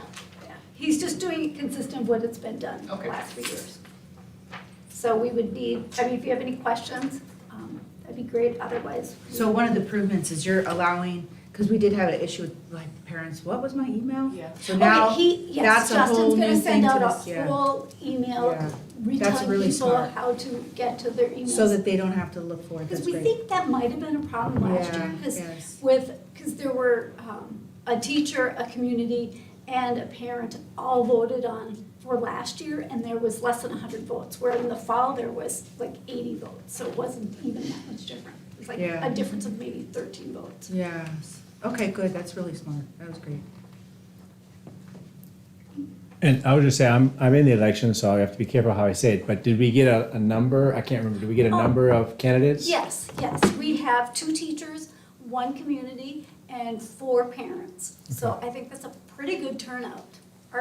The SAM goal is to have 3 Three, yeah. teachers, but we have 2, which is better than last year. Last year, we had only 1 teacher who self-nominated. We're The year before doubling. that- The year before that, we had 4. And last year, we didn't have any community members self-nominate. So by people's write-ins, that's how we have Jeff. That's happened before. Yeah, so he didn't even, he's like one of the few that didn't self-nominate, we just all elected him, I guess, instead, so. I ran into a Yeah. question, because I'm just still trying to understand how things happen here. Justin's video is helpful, although I'm sorry it started so abruptly. I found that we have a policy on Board of Directors elections, it's 201-1. And if you look at it, under Roman numeral 3, election activities, letter D, it says administrator provides list of teacher candidates. List provided on or before parent/guardian and community candidates nomination deadline. Does anyone know what that means? Would you tell me which Yeah, what's 201 policy is that was? again? Section Roman numeral 3, No, which policy first? policy 201-1. So that's Board of Elected Board of Election. And then tell Directors me again election. where we are? Roman numeral 3, election activities, letter D. Okay, why can't this be pulled up? Are you? I've got it. I got it. Administrator provides list of teacher candidates, list provided on or before. I wonder if John sent a letter on it. No, He that- put it in his, But that's it's, something else. I it don't says know. on or before candidate nomination deadline. So I don't quite, I wonder if it means we send a list of all of our teachers, teacher candidates. I don't know what it means. I don't know what it means. This is another confusing Administrator policy. provides a list of teacher candidates, so, cause that's how we used to do it. What is it then, Maggie? Was administration, If you were, yes, that's right, So that's right. we all had to run. And so, Yes. so what would happen is, once you finished your term, if you didn't wanna run again, you could have 1 or 2 years off. And then your name would go back on the ballot. Wow. I love it. Yeah. So everybody's. So everyone has Yes. to serve. But if you were not on it for the first 2 years you were here. Yes, of course not. Of course not. So you were on the board for 3 and then you got a 2-year, It was only 2-year terms. so you got a 2-year term and a 2-year, like, you can't, 1 or 2, depended on how many teachers there were who hadn't run and, So- well, I so mean, again, this remember, is- we started with 7 teachers. So you were all candidates essentially. People had to vote from among all of you. so that's just a legacy thing that needs to be, Adjusted, probably, yeah. so. It could go on. And because it says honor before, we just left it because you are I on still the say ballot honor unless- before too, but we I can say we always. activate it if no teachers run. Yeah, I mean, I think it should be Everyone gets on the pot who's not served on the board. We actually have, we used to do who didn't serve on the board. I think that was my first year. If you haven't served on the board, your name got. Yes, that's what, and then it got to that point where it was the same people. And so then it was, if you hadn't run and or if you'd already been on it and there were people who hadn't yet run and there were enough Yeah, candidates on there, you didn't have to be on there again. which is really a good thing. So we get tired of doing all this. Huh. But So what is happened that the first time something- before? to think about for this election or for future elections? Well, Future, I this think one. it's sort of obsolete in a way, but for future elections, I love some kind of a clause about how we get more people. I think that there should be a way more active process for getting people to consider running, and I don't know. Well, we've done active consider running. It's the verb of actually running. Yeah. And that's why we actually have D. I think anyone who hasn't served, they get their Should be name on it. required. I know. it's- Something that- to consider in the future. That's Something to for the consider, yeah. future Yeah. director to say, maybe think That about. would be great. Yeah, in the bylaws, and there also Share are other the- things to consider in the bylaws for the future director too. Term limits, and that kind of thing. There was a great big discussion, I think, 2 years ago about term limits and they voted to remain the way they are. No, Yeah. we added to 3. It Yeah. was 2 For what? And- For who? teachers. Teachers? Well, I thought it Well, was the for discussion 2 years ago, Community. they members. were, teachers were at 3 at that point, and it Oh, was was, it already Go to 3 4. then? Yeah. what they, We're gonna go to 4, but Oh, they said no. we were gonna go to 4 for teachers, so 1 teacher turns over every year. The parents were gonna stay at 3 years, cause there's 3 parents, 1 turns over every year, and then the community was gonna turn over every 2 years. 1 turnover every year, but we're like, we can't get community members half the time. So only having a 2-year term was kinda cutting our foot off. Well, and then Well, actually, that's not. 4 years on the board as a teacher. Yeah, yeah, no. It That was a big no. had merits, but that was what was decided, but that has nothing to do with this election, so, or, I think that needs to be looked at.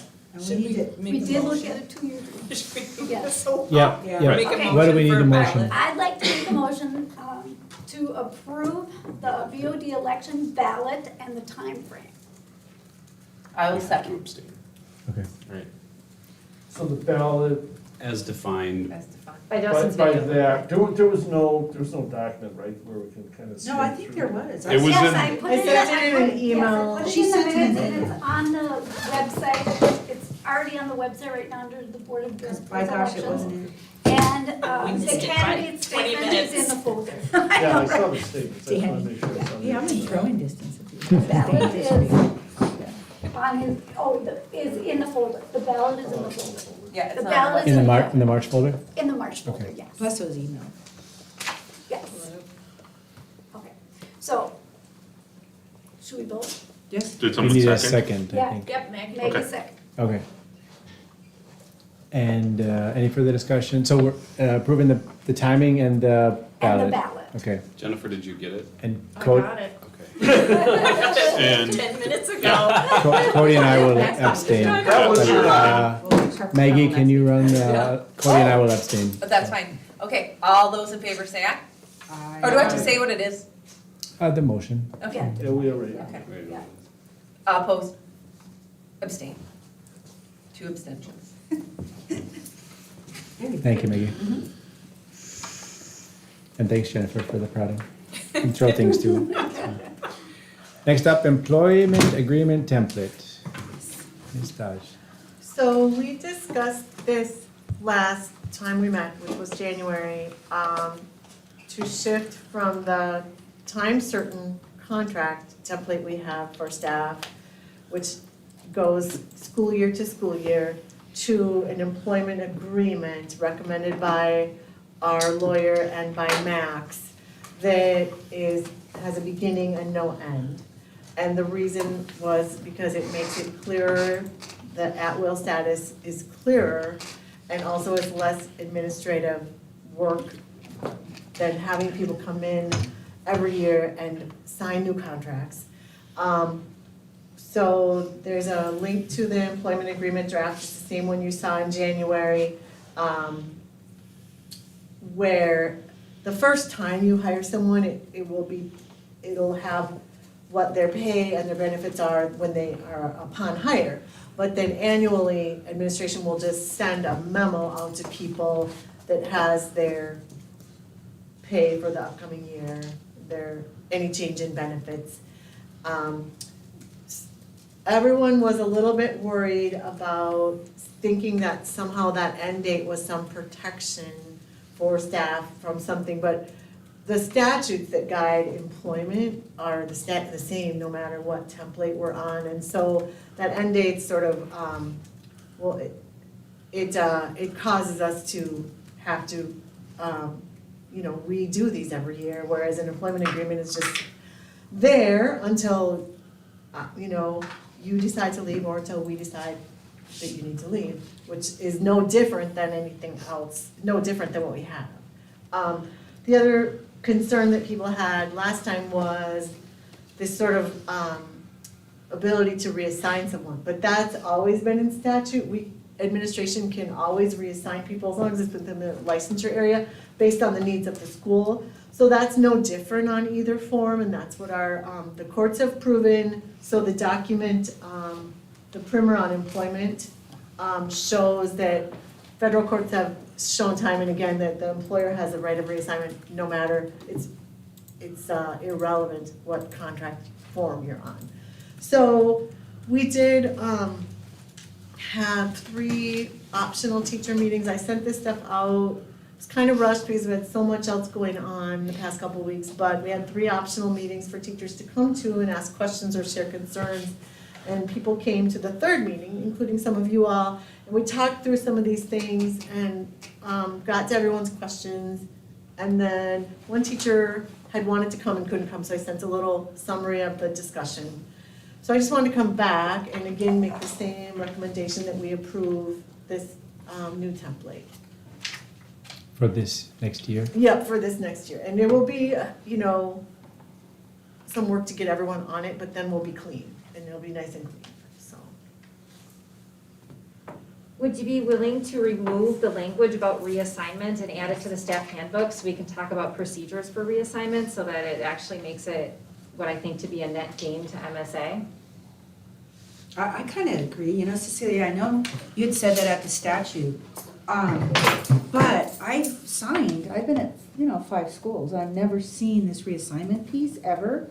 And to me, if that's statute and it's commonplace and everyone knows it, this is like bringing it up, like, if I was to read, I would not sign a contract like this, I'd be like, that's how I feel. But I'd be like, wait, do they do this often? Is this like something they do? Like, it is worrisome for me, that's just all I have to say. Yeah, I don't know, it doesn't seem like it happens often here. I But then think why that have would it be in there fine to then? put it in the employee handbook instead. I was thinking about it, because then you could delineate the examples of circumstances, you know what I mean, so things like that, because yes, it is guided by statute, but we can also go beyond statutes to what would be a best practice. So I know people who have been reassigned with 2 days' notice. Yes, I have to. And it hurt their class and their students. They were a terrible teacher for like a month-ish because they were teaching behind the whole time. So we could delineate the circumstances like enrollment changes or just talk about it. little procedural Delineate the steps. circumstances that might, but we Exactly, like wouldn't wanna examples. like limit, No, you no, know, but just to kind yeah. of give a little flesh out of what that idea is and Sure. like examples of circumstances might be enrollment or things, or, and the degree to which MSA would be able to commit that whenever possible, they try to give some notice so that the teacher has a chance to like prepare. I know it's not always possible, but like, you know what I'm saying, just to delineate it a little bit so that the teachers would kind of see and understand, because the statute language is really cold. And I know that that's contract language, it always is, but I think if we move that part of it into the staff handbook, it allows for a little bit of like fleshing out and a little bit of nuance. I guess So the that's question a I'll large just one? ask naively, but for the school's sake, if it's covered in the statute, is it required in the new contract? Because, I mean, some lawyers would say you want to lay out your cards on the table Yeah. in your contract. I think that's the idea behind that. You don't want to, but it hasn't been in the, but, you know, I mean, one of the reasons why they want us to change is because our contract isn't good, is it, you know, so, Yeah. I don't know, I've Dr. never Hinton seen might this. have a quick comment if it's okay with you, I don't know. I mean, to me, I've never seen this in any contract I've signed, so that's why, I don't know, that's just Well, my thought. and our contract reverts right back to the handbook, Yeah, right? Right. So, Yeah, the handbook is an So exception. if the policy's in the handbook, it's because the handbook is in the agreement, Yeah. it's still there, it's just not here, it's there. Yeah, well, my And Kate- thinking was that it would just give a little bit of a place for a little more explanation and definition, so that it could be a little bit better understood. We do go through the contracts with new employees, obviously, when we sit down with them and have them sign, so there is an opportunity to talk it through. Yeah, they're new. Miss, So typically, for reassignment is gonna come to maintain FTEs. So that would be, so initially, there would be, you know, like, you're a social studies teacher. It would not be in our best interest to just keep changing which social studies classes you're teaching on a day-to-day. I mean, that's not in the school's best interest, nor in your best interest or the best interest of the students. No. But there may become a case where we have a person who has I'll just take math, because a 512 math license, right? And they are teaching middle school, that's what they teach, right? And so somebody who teaches high school math leaves, and we are only able to find a middle school math teacher, we may then go to that. Or if we had too many teachers and we needed to cut, that's when stranding comes in. Stranding is what's in statute that you're talking about. Stranding we don't do typically in a charter school because we're too small, but stranding is, it's a really weird name, but it's and this is what's in statute, in a large public school district. So at one point in St. Paul, there were not enough elementary teachers, and there were too many middle school social studies teachers. Okay, so they were gonna cut social studies teachers. But you cannot cut a tenured teacher, now we don't have tenure, but a tenured teacher when there is someone else who holds a license. So like, even though you've got a lot of seniority, but you have an elementary license, and Maggie is also got tenure, but she only has a middle school license. Before we can touch Maggie, even though she has less seniority, we have to reassign Michelle to teach elementary to preserve jobs. So that's the reason why. That's why, But that's why it's in statute, and Oh, yeah, that's for typically sure. what it's used for. It's not for, how can we mess with the teachers today? Oh, no, I didn't think that. It's- Like, But I that's mean, not what I'm saying, I mean, it's always needs-based, but I was just Right. thinking if we had it in the handbook, it allows for a little bit more of that dialogue and understanding, so that, you know, the circumstances that tend to be involved, or, you know what I mean, just a little bit of that Right. nuance. But I don't with think it. we can put a bargaining typewriter, right, where a teacher, I mean, there's always the refusal that you can say, I'm not, I I'm think at will, I That's can not what say I'm no. saying. Okay. That's maybe not what I'm saying. what I'm hearing is maybe like an idea of like, if a reassignment comes up, your best practices, there's a 2-week notice or something, I think, is that kind of what you're Or asking even for? just to define what some of those things are, you know, just, I'm not saying that it's something that you can't do, and certain, the dictates of it usually have to do with enrollment and numbers and jobs. Thank But it's you. more just like, Yeah, okay. more just to One give it thing I would information. say is, maybe there's a way to have both. I think upon hire, I would like it to be right there in the contract so that we can have that discussion with a new employee. So that, and also we can say that this is not common and it's there by statute, so it's not any different anywhere else you would get a job. You know, it's the same all over the state. But then have a further explanation in the handbook. That might be where you can get that, the reasons why that might happen. But I would like to have a conversation with new staff about that. I'm open, I don't have really strong, Is there any reason not to have it in the contract? I think some of the teachers are thinking that it's kind of harsh and scary, and I mean, That's it what could be, so you. I feel, when I first read it, I'm like, God, I've never seen this in the contract, I really haven't. Maybe, I've been here, 5 years now, I've been here 9 total, but back for 5, maybe that's It's something. not a hill I need to die on, and I don't think our lawyer's gonna, That's what bothers me.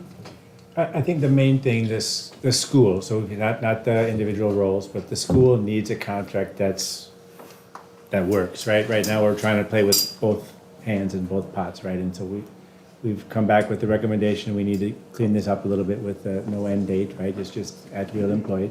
So I think that it's taken us some time, but I'm glad we did the homework, right? So then the question is, does it make sense is that clause needed or not? It's a statute. What I'm hearing is it doesn't matter whether it's in there or not because it's a statute, we can't argue. But it's a little scary. Well, if you've been in our shoes, all of a sudden we gotta be an online teacher, now we have to change all our curriculum, now we've got, what I'm saying, when I read this, like, oh my God, I feel like it's re-traumatizing that, oh my gosh, they could stick me in something, and now I'm working 80 hours again in a new content area because they can, so. I mean, all that can still happen. I know, but what I'm saying is, that can happen, but now you're saying, that can happen. Like, But You see what I'm You got the saying? difference. Yeah, and I think when we have it in the handbook, then part of it can also be the examples whereby it's a way to reassign and preserve jobs or address FTE issues, and you know what I mean, so it helps some of that discussion, and then Instead of, right, first, that's your first. well, then, I at a like the minimum, I both still would though. like to see it in the Sorry. handbook regardless. I like the both, so I think put it in the handbook, that makes sense, explain a few of these situations, but the reason I like the initial one is I'm coming in, I agree it's a little scary, but it's cards on the table, here's the facts, this is a statute. Whether you know about it by us telling you now, or later when you find out when you're reassigned that this is a statute, so. It does make things a little more transparent. Yeah. And that was kind of a problem we've had in the past where things weren't transparent. So I how often understand does it's- this happen? What's that? How often does it happen? It at the doesn't, school? that's Maybe At why the you school. don't have it. 2 years ago. That's what I'm saying, if it Right. does. So I mean, the transparent when magnitude it's of a this thing. issue is like You should be 0. transparent if you do this So, a lot, that should be transparent, but if So you don't do it. what's the best for the school, I think is the question. What's the best for the school moving forward? Should it be right in your face or should it just be managed by statute? Like there are other statutes that we don't call out in the contract, I'm sure, right? Well, maybe, would that take a person's breath away who's a great teacher? Would this be, that's what I'm saying. Not, it's about me, I want No, you no. to be We clear do on that. have Yeah. conversations with people when we sit with them, when we go through the contract together, when we're hiring them, though, Yeah. I think. Well, yeah, and that's kind of a big sentence, or there's a lot of weight there. So I think if we have it here, a good practice would be have a handbook and explain the reasonings for it. And again, you're right, it does spark a conversation. And the part of the handbook though is, this is a 3-page contract and a lot of it wings on the handbook, or tying to the handbook and then the job description attached. So, I agree with Michelle. I would feel comfortable approving this, with the caveat that it is explained a little deeper in the handbook. but you would keep the language in the contract? I'm not a lawyer, I see no reason to remove it. No, I'm just asking what you wanted. I would You're be okay comfortable. with keeping it in the contract? Because mine was removing it Yeah. and having it be in the handbook. Oh. I'm fine either way. I agree it probably needs, because many of these things are alluded to and then we, I believe, flush them out in the handbook. So, Could I, for the sake of time, it's important, but make a motion that we leave it as is, but we assign some work to update the handbook to include some more elaboration? I will Would somebody second. Okay. Then further discussion on that motion. So we're gonna continue with the rest of the agreement, right? Other comments or, Now we're gonna talk about that motion. I know, I'm just Oh. saying, did you want a motion on all the changes you wanted on the employment agreement, or are you gonna do them one by one as we? Okay, I was doing the contract as you've come back with, but if you want to have additional No, I discussion. just have additional comments. Okay. Okay, So did you wanna vote on that first, or did you wanna hear my comment? let's take it issue at a time Yeah. then. So this particular, the two comments, one is leave it right out in the open, and then modify the handbook to explain some examples.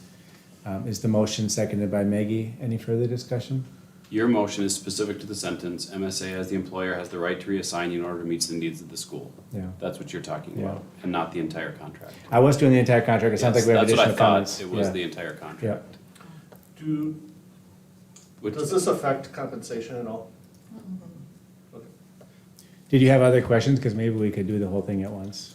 Okay, so one question, well, that was one, Mhm. in fact, compensation. When you say every year you're gonna send a memo with the new compensation, whatever, so you're gonna do that individually by email, or how do you do that? My preference would be to have individual documents that are emailed to people. So They can be mailed. Well, no, I was just wondering, would you keep that as, so the contract that gets sent out, the original contract goes in everyone's file, correct? So is the memo with everyone's new pay going to go into the same employment file? Oh, Or how, so what I'm thinking is, essentially, this memo is amending the contract every year, but we're not collecting a signature, right, which is okay as long as you tell them upfront. yeah. So now it becomes an issue of documentation.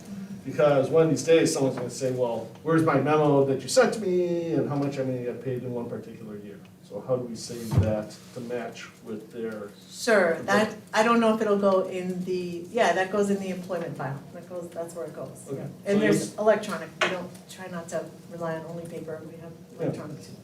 okay. Mhm.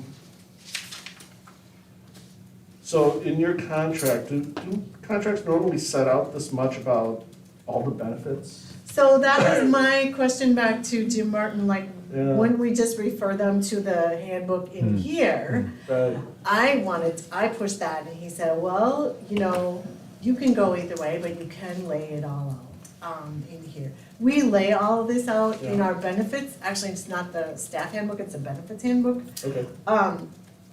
I think it would be great to have the option of putting a link to the benefits handout here, but it's The fine only also to reason- put all this. Yeah, oddly enough, the reason is you think, oh, put in the contract, everyone should be able to see it. If you do this, there are gonna be a lot of mistakes. Well, do it for no, every because it'll person. be copy paste from a template that is in our benefits handbook, so it won't, Yeah, but it lists a person's specific benefit. It's not the chart, it's like That's your benefit is Here, this. 8% deduction, percent contribution. Right, so Yeah, someone's I- gonna have to interpret Tax that. shelter. I think we Union. actually can't do all of that. No, that's a lot of legwork. That's I think we You're would gonna just make an need to share our benefits handbook, Or link, or the link or the, whatever. yeah. I have a question. Are we intending to approve the contract tonight? Yes, Yeah, we have Okay. to go on. Yeah, I gotta yes, start we signing. have to get going on this. Yeah. Okay. So what I'm hearing is the benefits might need to be changed where it's refer to the handbook. Refer Because to the the benefit benefits packages can change, or we might change insurance companies. And that too. Well, not during the middle of the year. Well, not during the middle of the year, but Every year. Yeah. every year. It's already in here, the explained in detail in MSA's benefits handbook. Right. So Yeah. we could leave it just at that paragraph. Yep. And all the rest of this, paid employee benefits, all the way down Yeah. through Yeah. asterisk, insert, any other benefits could be deleted. Yeah, Yeah. that would make me happy.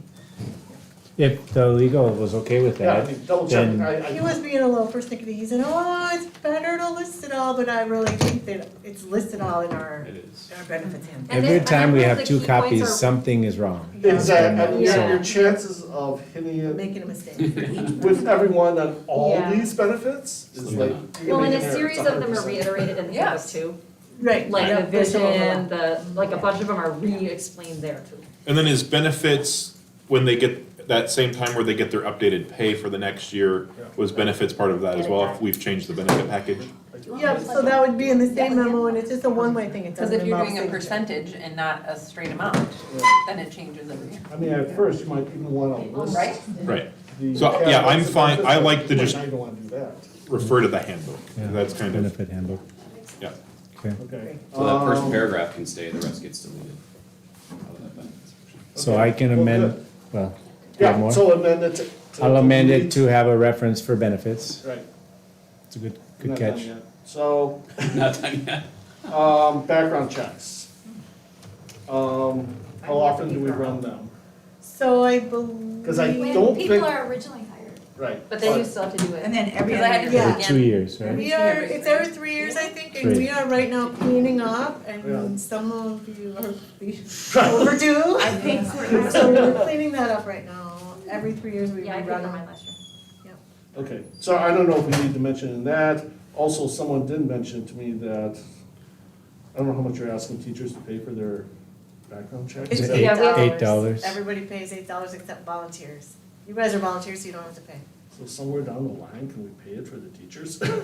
You know what, every I place know. I've ever been hired, I've paid for my own background check, it's weird, I know, Wow. it's weird. It's Okay. usually a lot more than $8. Yeah, It's usually like a that's- $50. So we should consider it good that we only pay Yeah, $8. I have to pay $50 for hockey. Okay, but we do it every 3 years or so. Somebody's making because- They won't take my Yeah, no teacher. kidding. Okay, because I'm thinking we should. Okay, good, and, Well, and the way it's written, it's to satisfy policy, so if our policy is 3 years, we don't have to state that it's every 3 That's- years. well, That's as long good. as we say in policy, I Yep. didn't check. Yep. I didn't check. Okay. And one more would be, just the language where, your acceptance of this offer means that you will report for the position on a particular day. I know we meant this to be their first year, but maybe you could put like, I don't know, one extra, clause that says, this is the date for your first year, but obviously you're hired for, until.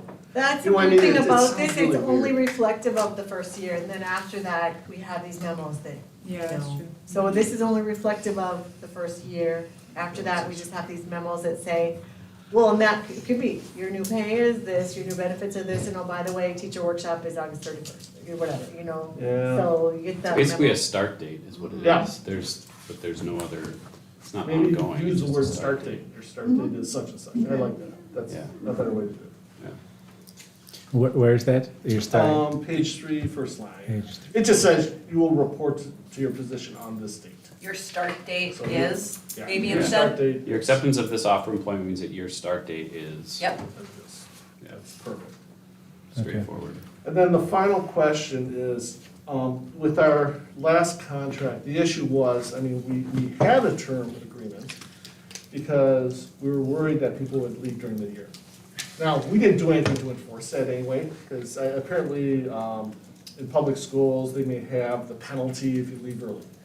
We didn't have a penalty and we didn't enforce anything anyway. I'm not suggesting we change this agreement, but I don't know, how do we address that issue if we can, or we don't address it by contract, we'll have a separate conversation, that's okay. But What- we seem what to. issue? So the Leaving issue would early? be, people sign the contract, right, it comes out in May-ish, right? Mhm. And they know they're gonna leave in August. And they drag it out, and they don't tell us, and we can't do anything about it, and then in August, they leave. And we're out of teacher, and we can't find one in August. The problem, I would imagine, is it's at will, so Mhm. is Well, it that's at the will if problem. we If impose a it's truly penalty at for them? will, No, Yeah. it's not, that's the thing. Yeah, if you impose a penalty, it's not at will, so. That's what I'm saying. We haven't addressed it because we have an at-will contract. When we had a term contract, frankly, we didn't address it either, but most places would say, hey, you breached the contract if they leave early after the one term. Now technically, when I looked, no one enforces this, frankly. If they do, it's some small amount. But, it even suggests in Minnesota that, if you complain to MDE, they actually tag you for it against the teacher. Now, I don't ever want to do that, because if a teacher wants to leave, I don't want a teacher that doesn't want to be here to stay here. But To as Jeff's a point- board, do we care about it? If we don't care about it? Well, Do 'cause do we we talked- address the idea, sorry, just a quick one, do we address that idea of the PTO? Because that, I'm looking through it and, because that was one of the things was you could take your next contract and then leave and then claim the PTO that Yeah, you were right. due. I mean, that So was- that's language that we need to tighten up in the handbook, so when we come to you with a new handbook for next year, the language around taking your PTO Pro will rata or be cleaned up something. and will incentivize finishing out Yeah, your just year, but finish it. it would be great to incentivize not resigning in August. Let's say you've just been here forever and you wait till almost the school year Right. and then you resign. That's what leaves us in a lurch. Right. We can complain to Pelsby, like you said, we can complain to the licensure board. We can tell people we'll give them a bad reference, but other than that, there's nothing we can do, and our old contract couldn't stop it either. Yeah. That end date was a false sense of security. Is it common for PTO to be paid out like that Um, in schools as a teacher? No, we are this is the only place that has That, that. that seems pretty It's a uncommon to me. loophole, Yeah. not a good one. It's not good Yeah. because one thing, this is another conversation. I would love more of this money to go into the salary so we Yeah. attract better people and Yeah. less of it to be in these hidden things that nobody even knows about. Which that Well, doesn't for- really for fit the employment instance- agreement, but. So it for doesn't ins- seem like it's an employment agreement issue. It's another Because, issue. right, can't do it. Yeah. It's in the I'd like- handbook or Yeah, I something? like what you Yeah. mentioned, Yeah. there And are it's options in the sloppy. handbook to. But we can shore up at least that PTO part of it. Yeah, it In the needs to be. handbook. In the It was handbook. abused not too Oh, long it's ago, got just last seriously year. abused So, past year. So I captured, so we had Okay. as amended, but then we had the one that's changing to a start date. So I'm okay to, Yep. Maggie, are you okay with that as well? The word start date instead of report So on I it? think were there two changes we made? So we're leaving the first language, we're changing, we're adding the handbook clarification, Or- right? Or- So clarifying what would be No, an example yeah, of reassignment. And then removing most of the The benefits benefits. section, keeping the first paragraph of that, removing everything else. And changing the start date, to the word start Language. date, the Yeah. language, yeah. Means So that you will. That sentence will have an addition onto it to say that it's further explained or detailed in the handbook? It can. Yeah, I'd, I'm that'd fine be with great. that. Yeah. Okay, further discussion? Good discussion. Meg, you're okay with seconding all of that? Yes. Jennifer, did you get at least half of it? Yeah. I'm impressed. I'm impressed. The great thing is we always have the I've got- YouTube recording to go back to. She's helping, yeah. All right, then I'm gonna put it to a vote. All those in favor, say aye. Aye. Opposed? 1, 2, 3. Abstain? 0, so, Don't make me teach life science next year. so, is that 6 to 6 to 3? 3. To 3. It passes. That's okay, it happens, not everybody agrees, it's okay. All right. I'm happy we're moving the school towards something. Yes, thank you. Because that's been on our list for over a year. Not done. But you know, I am too, it's just that one. You know, Yeah, that sure, was what- sure. All right, Okay, carry on. employment agreement check, so now we're on to And F. Dan, may I really quick say, just because there's people at home and I don't want them to get the wrong impression, my laptop died, so I'm looking at the agenda on my phone, I'm not Alright. like texting in the middle of it. I don't want anyone to think No so. problem. It almost made the whole meeting, but not quite, Mhm. so. Age of electronics.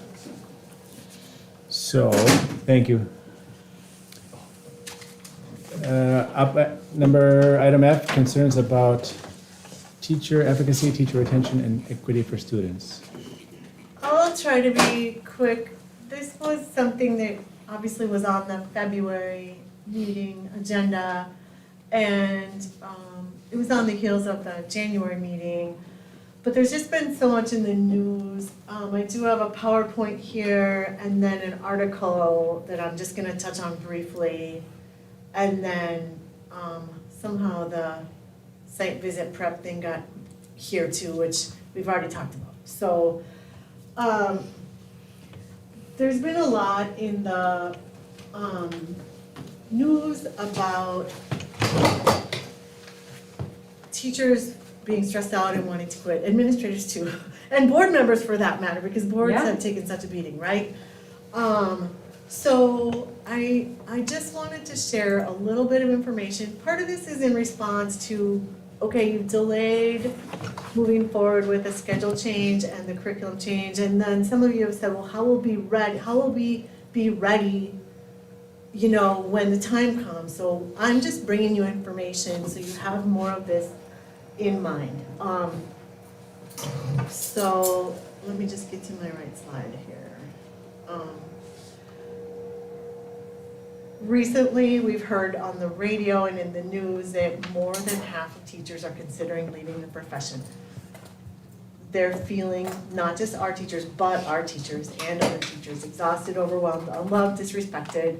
We have kids coming to school who forgot their social skills during the pandemic. It's been hard. Parents have heightened interest in how things go at school. That's a lot of pressure. 90% of teachers are feeling burned out. So this is a serious concern about teacher retention. There are 500,000 fewer teachers in the profession than before the pandemic. This is huge. We are lucky to be fully staffed. Most schools are not fully staffed. Bureau of Labor Statistics reports 43% of current teaching positions are going unfilled. So we have 30% of our teachers this year are new, approximately, and many of them are first-year teachers or very young teachers. That's an extra stressful time for teachers no matter what. So we need to be aware of this. When you poll teachers or survey teachers, they list lack of planning time as the reason for leaving their profession and as a barrier to successful implementation of current curricular reforms or evidence-based practices. So especially newer teachers need a lot of prep time and planning time to do their jobs and to feel okay about doing their jobs. In terms of effectiveness, the greatest impact on teachers' ability to help students learn is planning time. That's what they say. And so that is even something that they say is beyond having more money or fewer disruptive students. More planning time is what teachers want.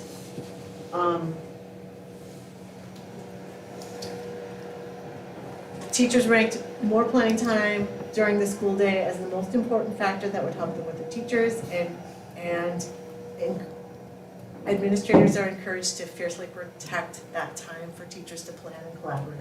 So this is the research that we didn't get time to give you in January. We didn't get a chance to answer your questions. You had a lot of questions. Here are some of the answers to keep in mind as you move forward.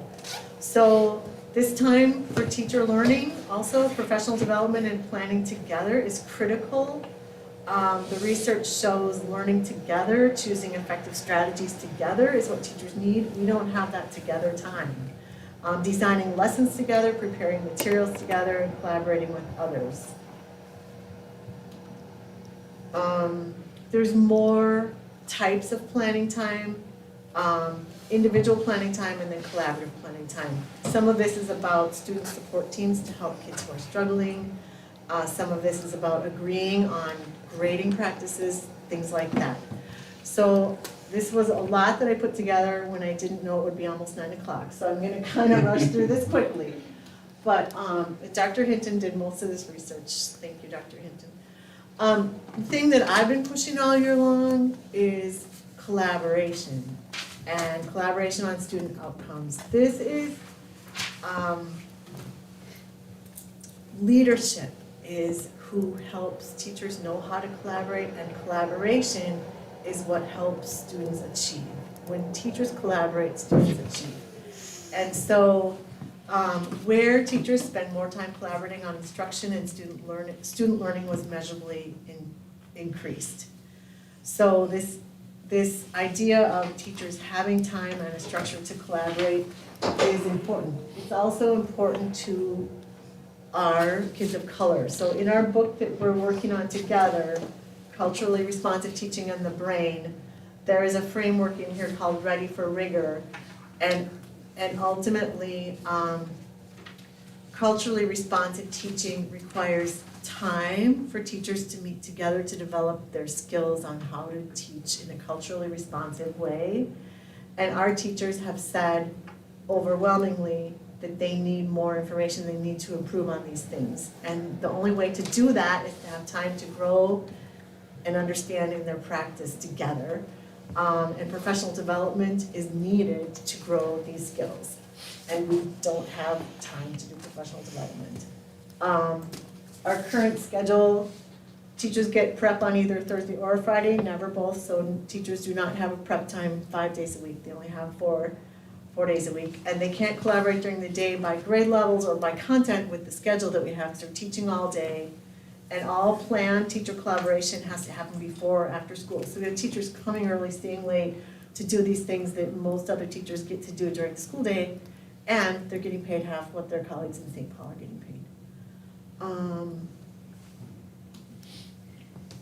So the current planning collaboration time, we get 1 monthly staff meeting. All 8 monthly department meetings are happening at the same time. So with 4 of us administrators, I'll say, I'll cover the first half of Spanish and the second half of special ed, you cover the first half of math, the second half, so we're running around like chickens with their head cut off, trying to be present in department meetings. All 8 of the student support team meetings happen at the same time, or it would be 7. And so the administrator can't help those teams develop interventions, because we can't get to them all, they're all at the same time. And there's no time for additional planning during the day. And improving collaboration and having time for professional development, those are the things that are needed in order for us to move anything forward, any initiative that we have, any improvement that we want to make. So that was the piece I wanted to share about collaboration. And then the other thing I wanted to share is just a few slides about this article you have. It's from the Wallace Foundation. The Wallace Foundation took 6 studies that were about principals and their effect. And so our assistant directors are principals. And sometimes I wear a principal-ish hat too. Mostly I'm wearing a superintendent hat. They took 6 studies that happened that considered 22,000 principals across 4 states in multiple years, and they found that principals really matter when it comes to student achievement. And this article is pretty amazing if you want to read it. The problem is, here's what principals need to do to be effective at improving student achievement. They need to have skills, which we have, and expertise in instruction, in people, and in the organization. All of the people that you've hired have this. Can we use it? Not so much. What we're supposed to be doing is engaging in instructionally focused interactions with teachers. So in principal training classes, principals are supposed to be spending as much of their time as possible being instructional leaders, having conversations with staff about instruction and improving instruction. That's not able to happen here right now. Building a productive school climate. We're working on that, but there are barriers. We talked about a little bit. Facilitating collaboration in professional learning communities. We know how to do this. We're good at it. We're prevented from doing it for the most part because of our schedule. And then strategic personnel and resource management processes, and we're doing that. So these are the ways that principals can affect. Are you on the next slide for the YouTube one? I'm so sorry. That's all right. That's what I was, sorry, I didn't keep up on what you're looking at. I'm so sorry. So that's what I just did. I apologize. Yep. What the study showed, or it's a meta-analysis, multiple studies, effective principals are even more important for student achievement than we knew before. And since principals, see a whole school's worth, it's like 5 times as effective as a teacher, which is amazing if we can do our jobs. They have substantively important effects that extend beyond student achievement. Effective principals orient their practice towards instructional leadership, and principals must develop an equity lens particularly as they're called on to meet the needs of growing numbers of marginalized students. So I tell you all these things, and I would love to have you read that article, but I tell you these things because this is what we need to do to be ready to expand. We need to create a school where our principals can focus on these things. And right now, another time, we'll talk about all the other things, you know, that we're needing to focus on. Because I think part of it comes back to some of our governance model. So anyway, I wanted to bring forward the ways that we can bump up achievement here is through letting the principal do their role. And to some degree, we have to let our teachers do their role too, and we have teachers pretty busy with governance, like committees and things that we need to figure out how to minimize so they can focus more on instruction. Well, this is just where my mind's been at for the past couple months. And I wanted you to know the research. And I think that's all I wanted to share, unless you have any questions for me.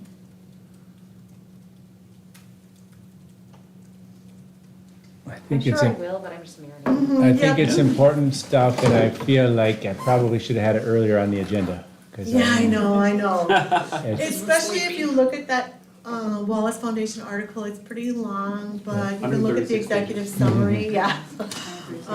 Even the executive summary will be enough to give you, it's powerful. So I see it as maybe kind of a starting salvo, a starting point to think about, right? And then, Right. and then I like the idea of how do we take that and move forward as, you What know, are the the things coming getting in years. the way, Yeah, right? And we yeah. wanna look at that for teachers too. What are the Yep. things getting in the way of us being as effective as we can be?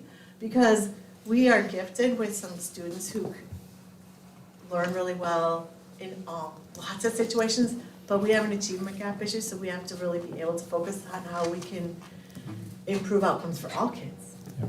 Not just the kids who kind of are so bright and independent in their learning, you know, they don't take much. You know, my only comment is, reading this is, you know, I was a research scientist for many years. And this dated back to 2014, 15. And I kind of went into research with all referee journals. And the piece that's missing also is how COVID has changed this landscape. I feel like when I read many pieces of this, it was very outdated.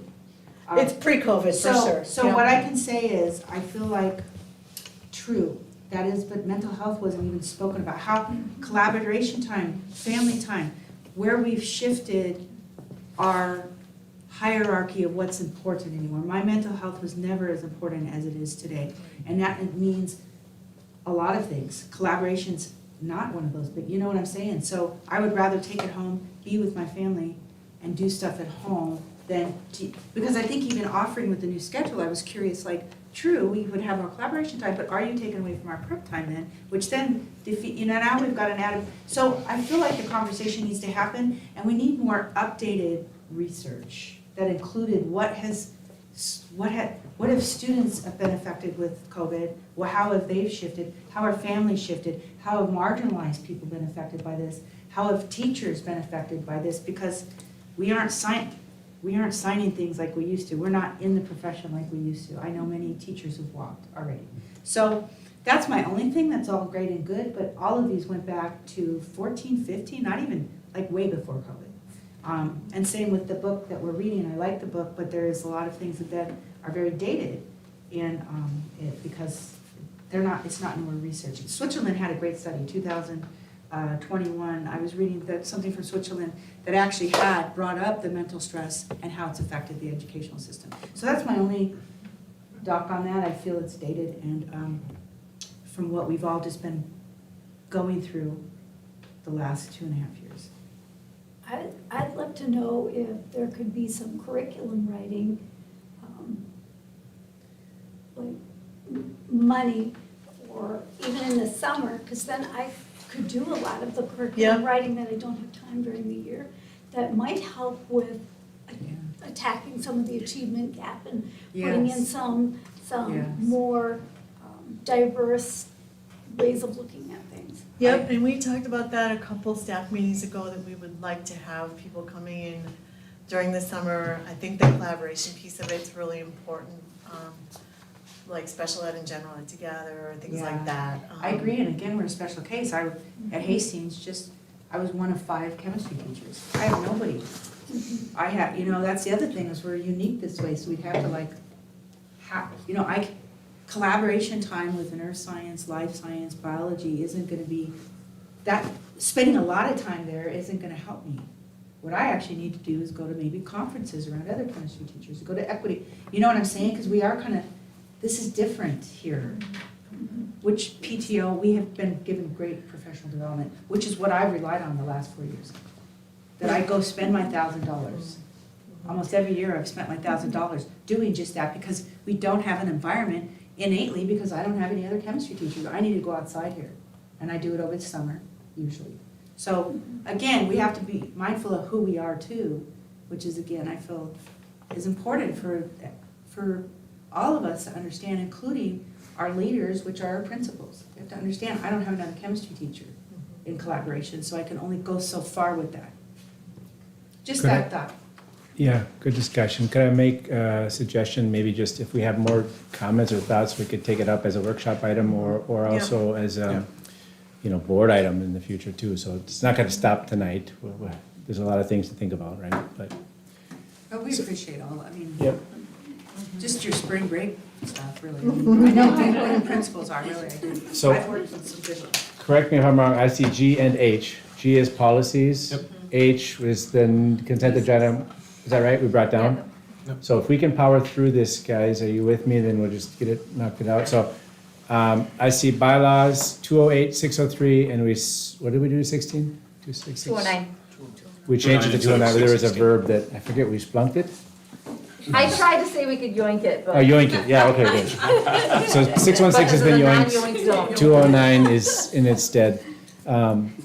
So if we could just start one by one, I guess questions on, we need 2 readings of the bylaws, so we looked at the bylaws in February. We had a few tweaks. And the staff voted on them, 100% were in favor of adding a student, and 90, some large majority were in favor of the new language on calling an extra meeting. Special meeting, okay. Yeah, So remind me, but I believe we need one more reading, or is this I consider our second reading already? Oh, that was via We needed email. 2 consecutive meetings, didn't yep, that's why we we? So this did is it the this way. first. Yeah, I think this No, is the, thought No, you- this is the This second. is the second. Oh, this is the but I thought second. it was 2 consecutive meetings and we haven't had a consecutive, because our We did the last February meeting one. was, We had a was special meeting. Special meeting, which And that's where wasn't the meeting. Yeah, Or did we so talk about I it think then? this is the first. Michelle's the policy person. But my laptop died, so look at the notes. Look at the special meeting Why do notes, you do the last special meeting notes. That Because there were was, 2 special meetings. And it had to, the component of the staff thing had to be in there. So we had like the staff component of feedback Which now we and have. vote, we had. And I think that one was via email. I was looking in the folder, but I think it was one of the ones that you emailed out today. Yeah, I probably put it in the folder too. It would have to be the 224. The And I last meeting, don't, right? I thought we did the lottery. Yeah, at the special meeting where we did the interviews, we did the lottery and the election. Those were the only. So we did the 217? What did we do? Because I remember that was the Lottery. question, we would have to do it. I It has to remember be we consecutive. discussed that. And the offer, Well, it says here in the agenda, bylaw reading, first of 2 readings. election committee. It's what it says on the agenda, first of 2 readings, For today or for? for today. You Oh, it want- does. It definitely. I also copied that from February, but Well, because I think we talked about it in January, because No, we we talked would have about, had to have the second consecutive meeting at one of those special meetings or something. no, well, okay, we talked about it first, we postponed it though. we talked about it first at our first special meeting, and then I think we were gonna talk about it the second reading at our normal February board meeting, That was gonna be the Yes, first we- time. but then we canceled that one. Jen got the notes? I So got the this is the notes. first one. okay. Can I just say, I've just verified that we talked about this at the February 17th Yeah. special meeting. We did not talk about it at the second special meeting, so it's not been consecutive. Right. We had a special Because meeting the after the 24th February was the 17th? high- That was the hiring We- meeting Ah. where And we we, weren't gonna be able we to. hired. So it we So has this did is not the talk first. about March. Yeah. it. Okay. This has to be the first. It is, see, I got it correct, first of 2 readings. Yes, the first of two. I just can't copy it that way next month, so. so, okay. So this is our first one, can we move on then? Because, Well, when it says it's a reading, are we supposed to be reading it out loud for the community, or is it just being in the packet is good? I think Cecilia reiterated what the proposed changes were. And then I think the second reading we're gonna have, we'll do the couple grammar changes, because that was the only thing that was forgotten. There was like a couple, like executive director and subject, Which so we there's didn't just, want them to vote. no, it didn't need to be part of the vote, but you'll see those Do we as have to like- use the word reading though? Can we use the word review? Because it does kind of seem like we should have to It says in actually the- put it it out says in because the- somebody has to read the entire thing. No, they say it's a reading of a policy too. You read it. Yeah, Yeah, yeah, okay. it's all right. It's just. But Cecilia Not out detailed out loud. like what the proposed ideas were. Yeah. so check on this one. So we've Could done, I- we've done the We read first. Could I bring up something? on the bylaws? Can you? Something we missed. We can delay it, but, we forgot to get on the agenda that we should vote on the calendar. Oh, poops, me. Yeah. It could, we I can did use it look- as a draft for a month and you can vote on it next month. I think we can put it out there as a The draft. school for a month. calendar? But the calendar is part of the contract, so you can't issue any contracts until the calendar is approved. Which is probably fine. I mean, I think so. I'm just throwing it out there. I'm so sorry. The staff voted for version 2, option 2 of the calendar, but I forgot to get it onto this agenda. I think it Or can we can have a wait. special We meeting. can live with it as a draft. For a month. So For I the, just needed to mention it. I'm sorry. Okay. So let's make sure we get it Investigation. Yeah. next month, yeah. Okay. Oh, okay. That's But a good question. So we have consecutive meetings. Maybe you brought up a really good point. So this is our first read. So if there's a special meeting in April, it either has to have the second read Mhm. or be after the regularly scheduled meeting. Mhm. Got Yes. it. And can't we improve the calendar then too? Ooh. Yes, yes, Yes. Just an idea. Yeah. yes. Okay. That'd be great. I retract my Okay. first read. All right, 208. I had one comment on 208, and it was just when we changed it, part VB, I think we missed just a little typo, like it's missing a word. Which word? 5B. 5B, like for manual? For which We one? struck out. For 208, On 208, do you want, Michelle, do you want to use my laptop? No, it's fine. Actually, she could plug my cord. it's just one word I think we're missing, and we took out this when we took out policy, and we changed it to manual, we just need to leave this or the or something, that's it. So VB? VB. I Okay. think we just struck the word this, and maybe we could leave that. It's just grammar, I think. Okay. Anyone, anything else No. with that one? So are the other policies, we can approve them tonight, or do they all need 2 readings as well? No.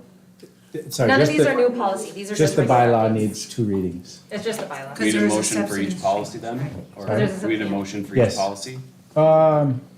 You wanna go through the other Or one? do all 3 of them at Let's once? just do it quick.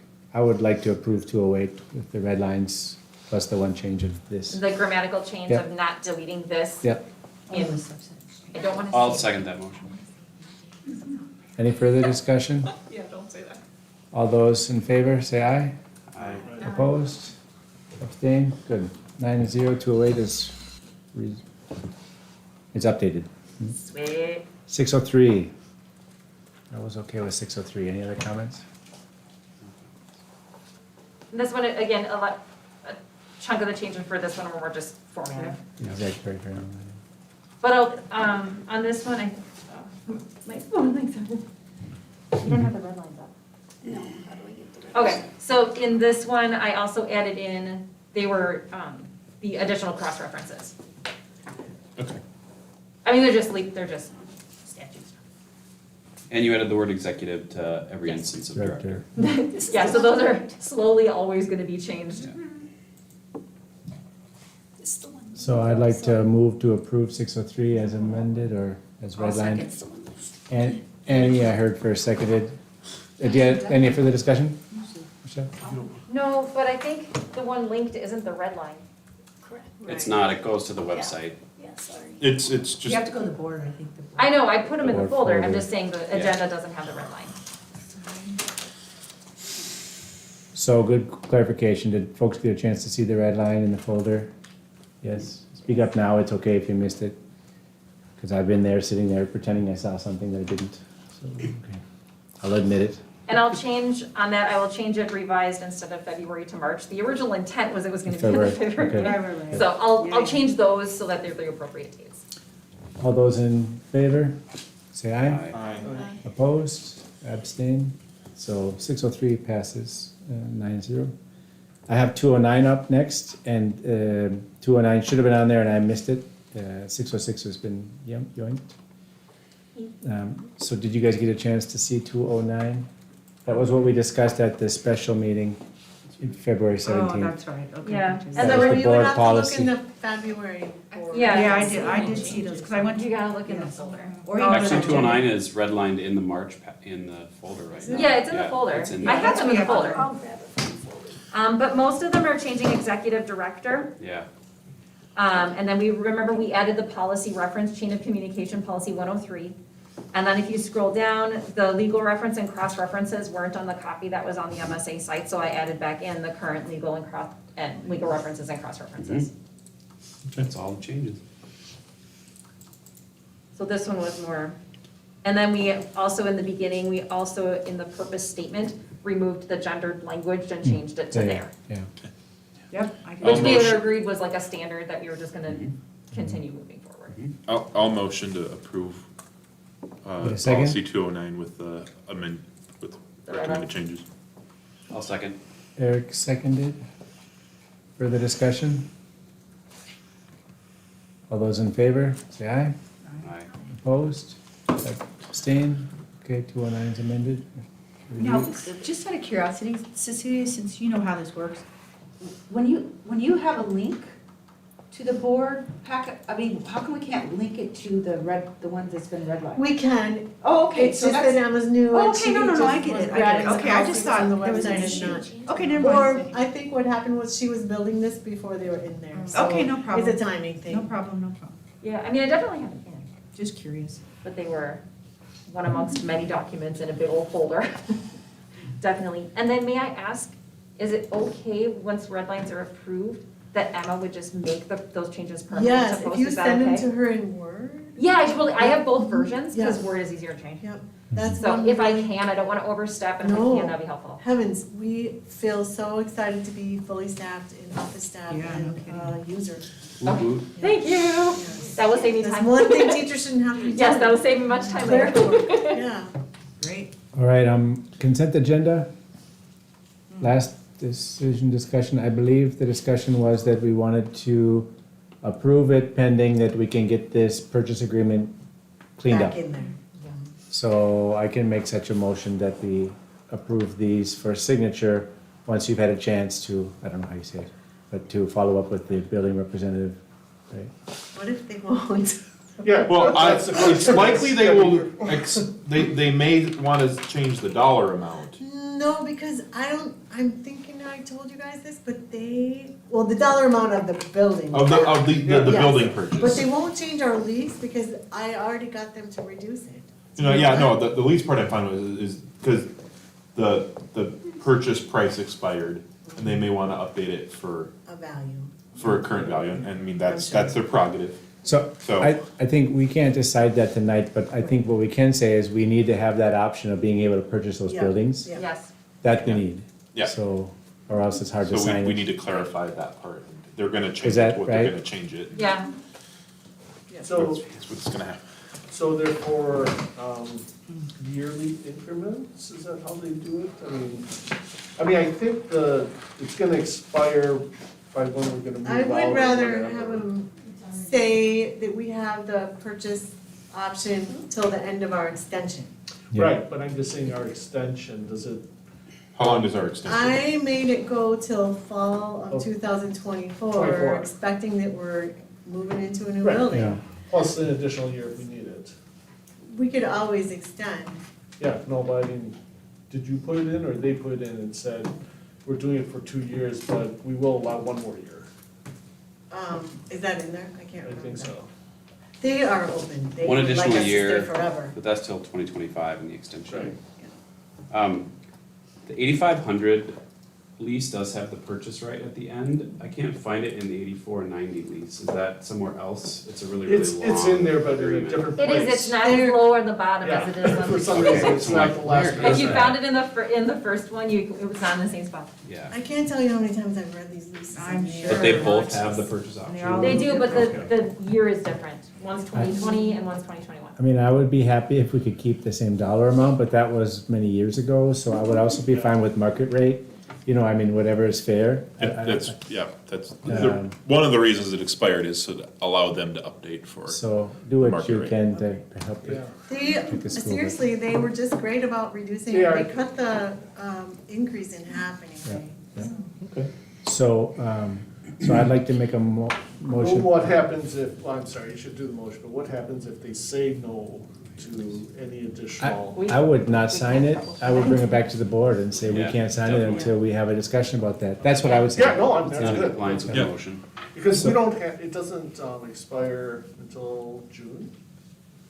Right, our Both. current leases are good till, June. Right. something. So if we can bring it back in April, that still gives them. Yeah. Right, Plenty yeah, of we have time. Yeah. Yeah. So do we need to approve it tonight then? You can do this, With the, I- with the caveat, or you can just not approve it right now. I'd I rather think we approve do it it with with the, the caveat, 'cause I'd then we approve it at with the least have- caveat, so I'm we fine don't have with to that. add it Because then if next they're time. like, Then I sweet, can let's sign go. so I would like to make a motion to approve it with the caveat that we can get a purchase agreement in both of the contracts. To line up with the timing, right? Right.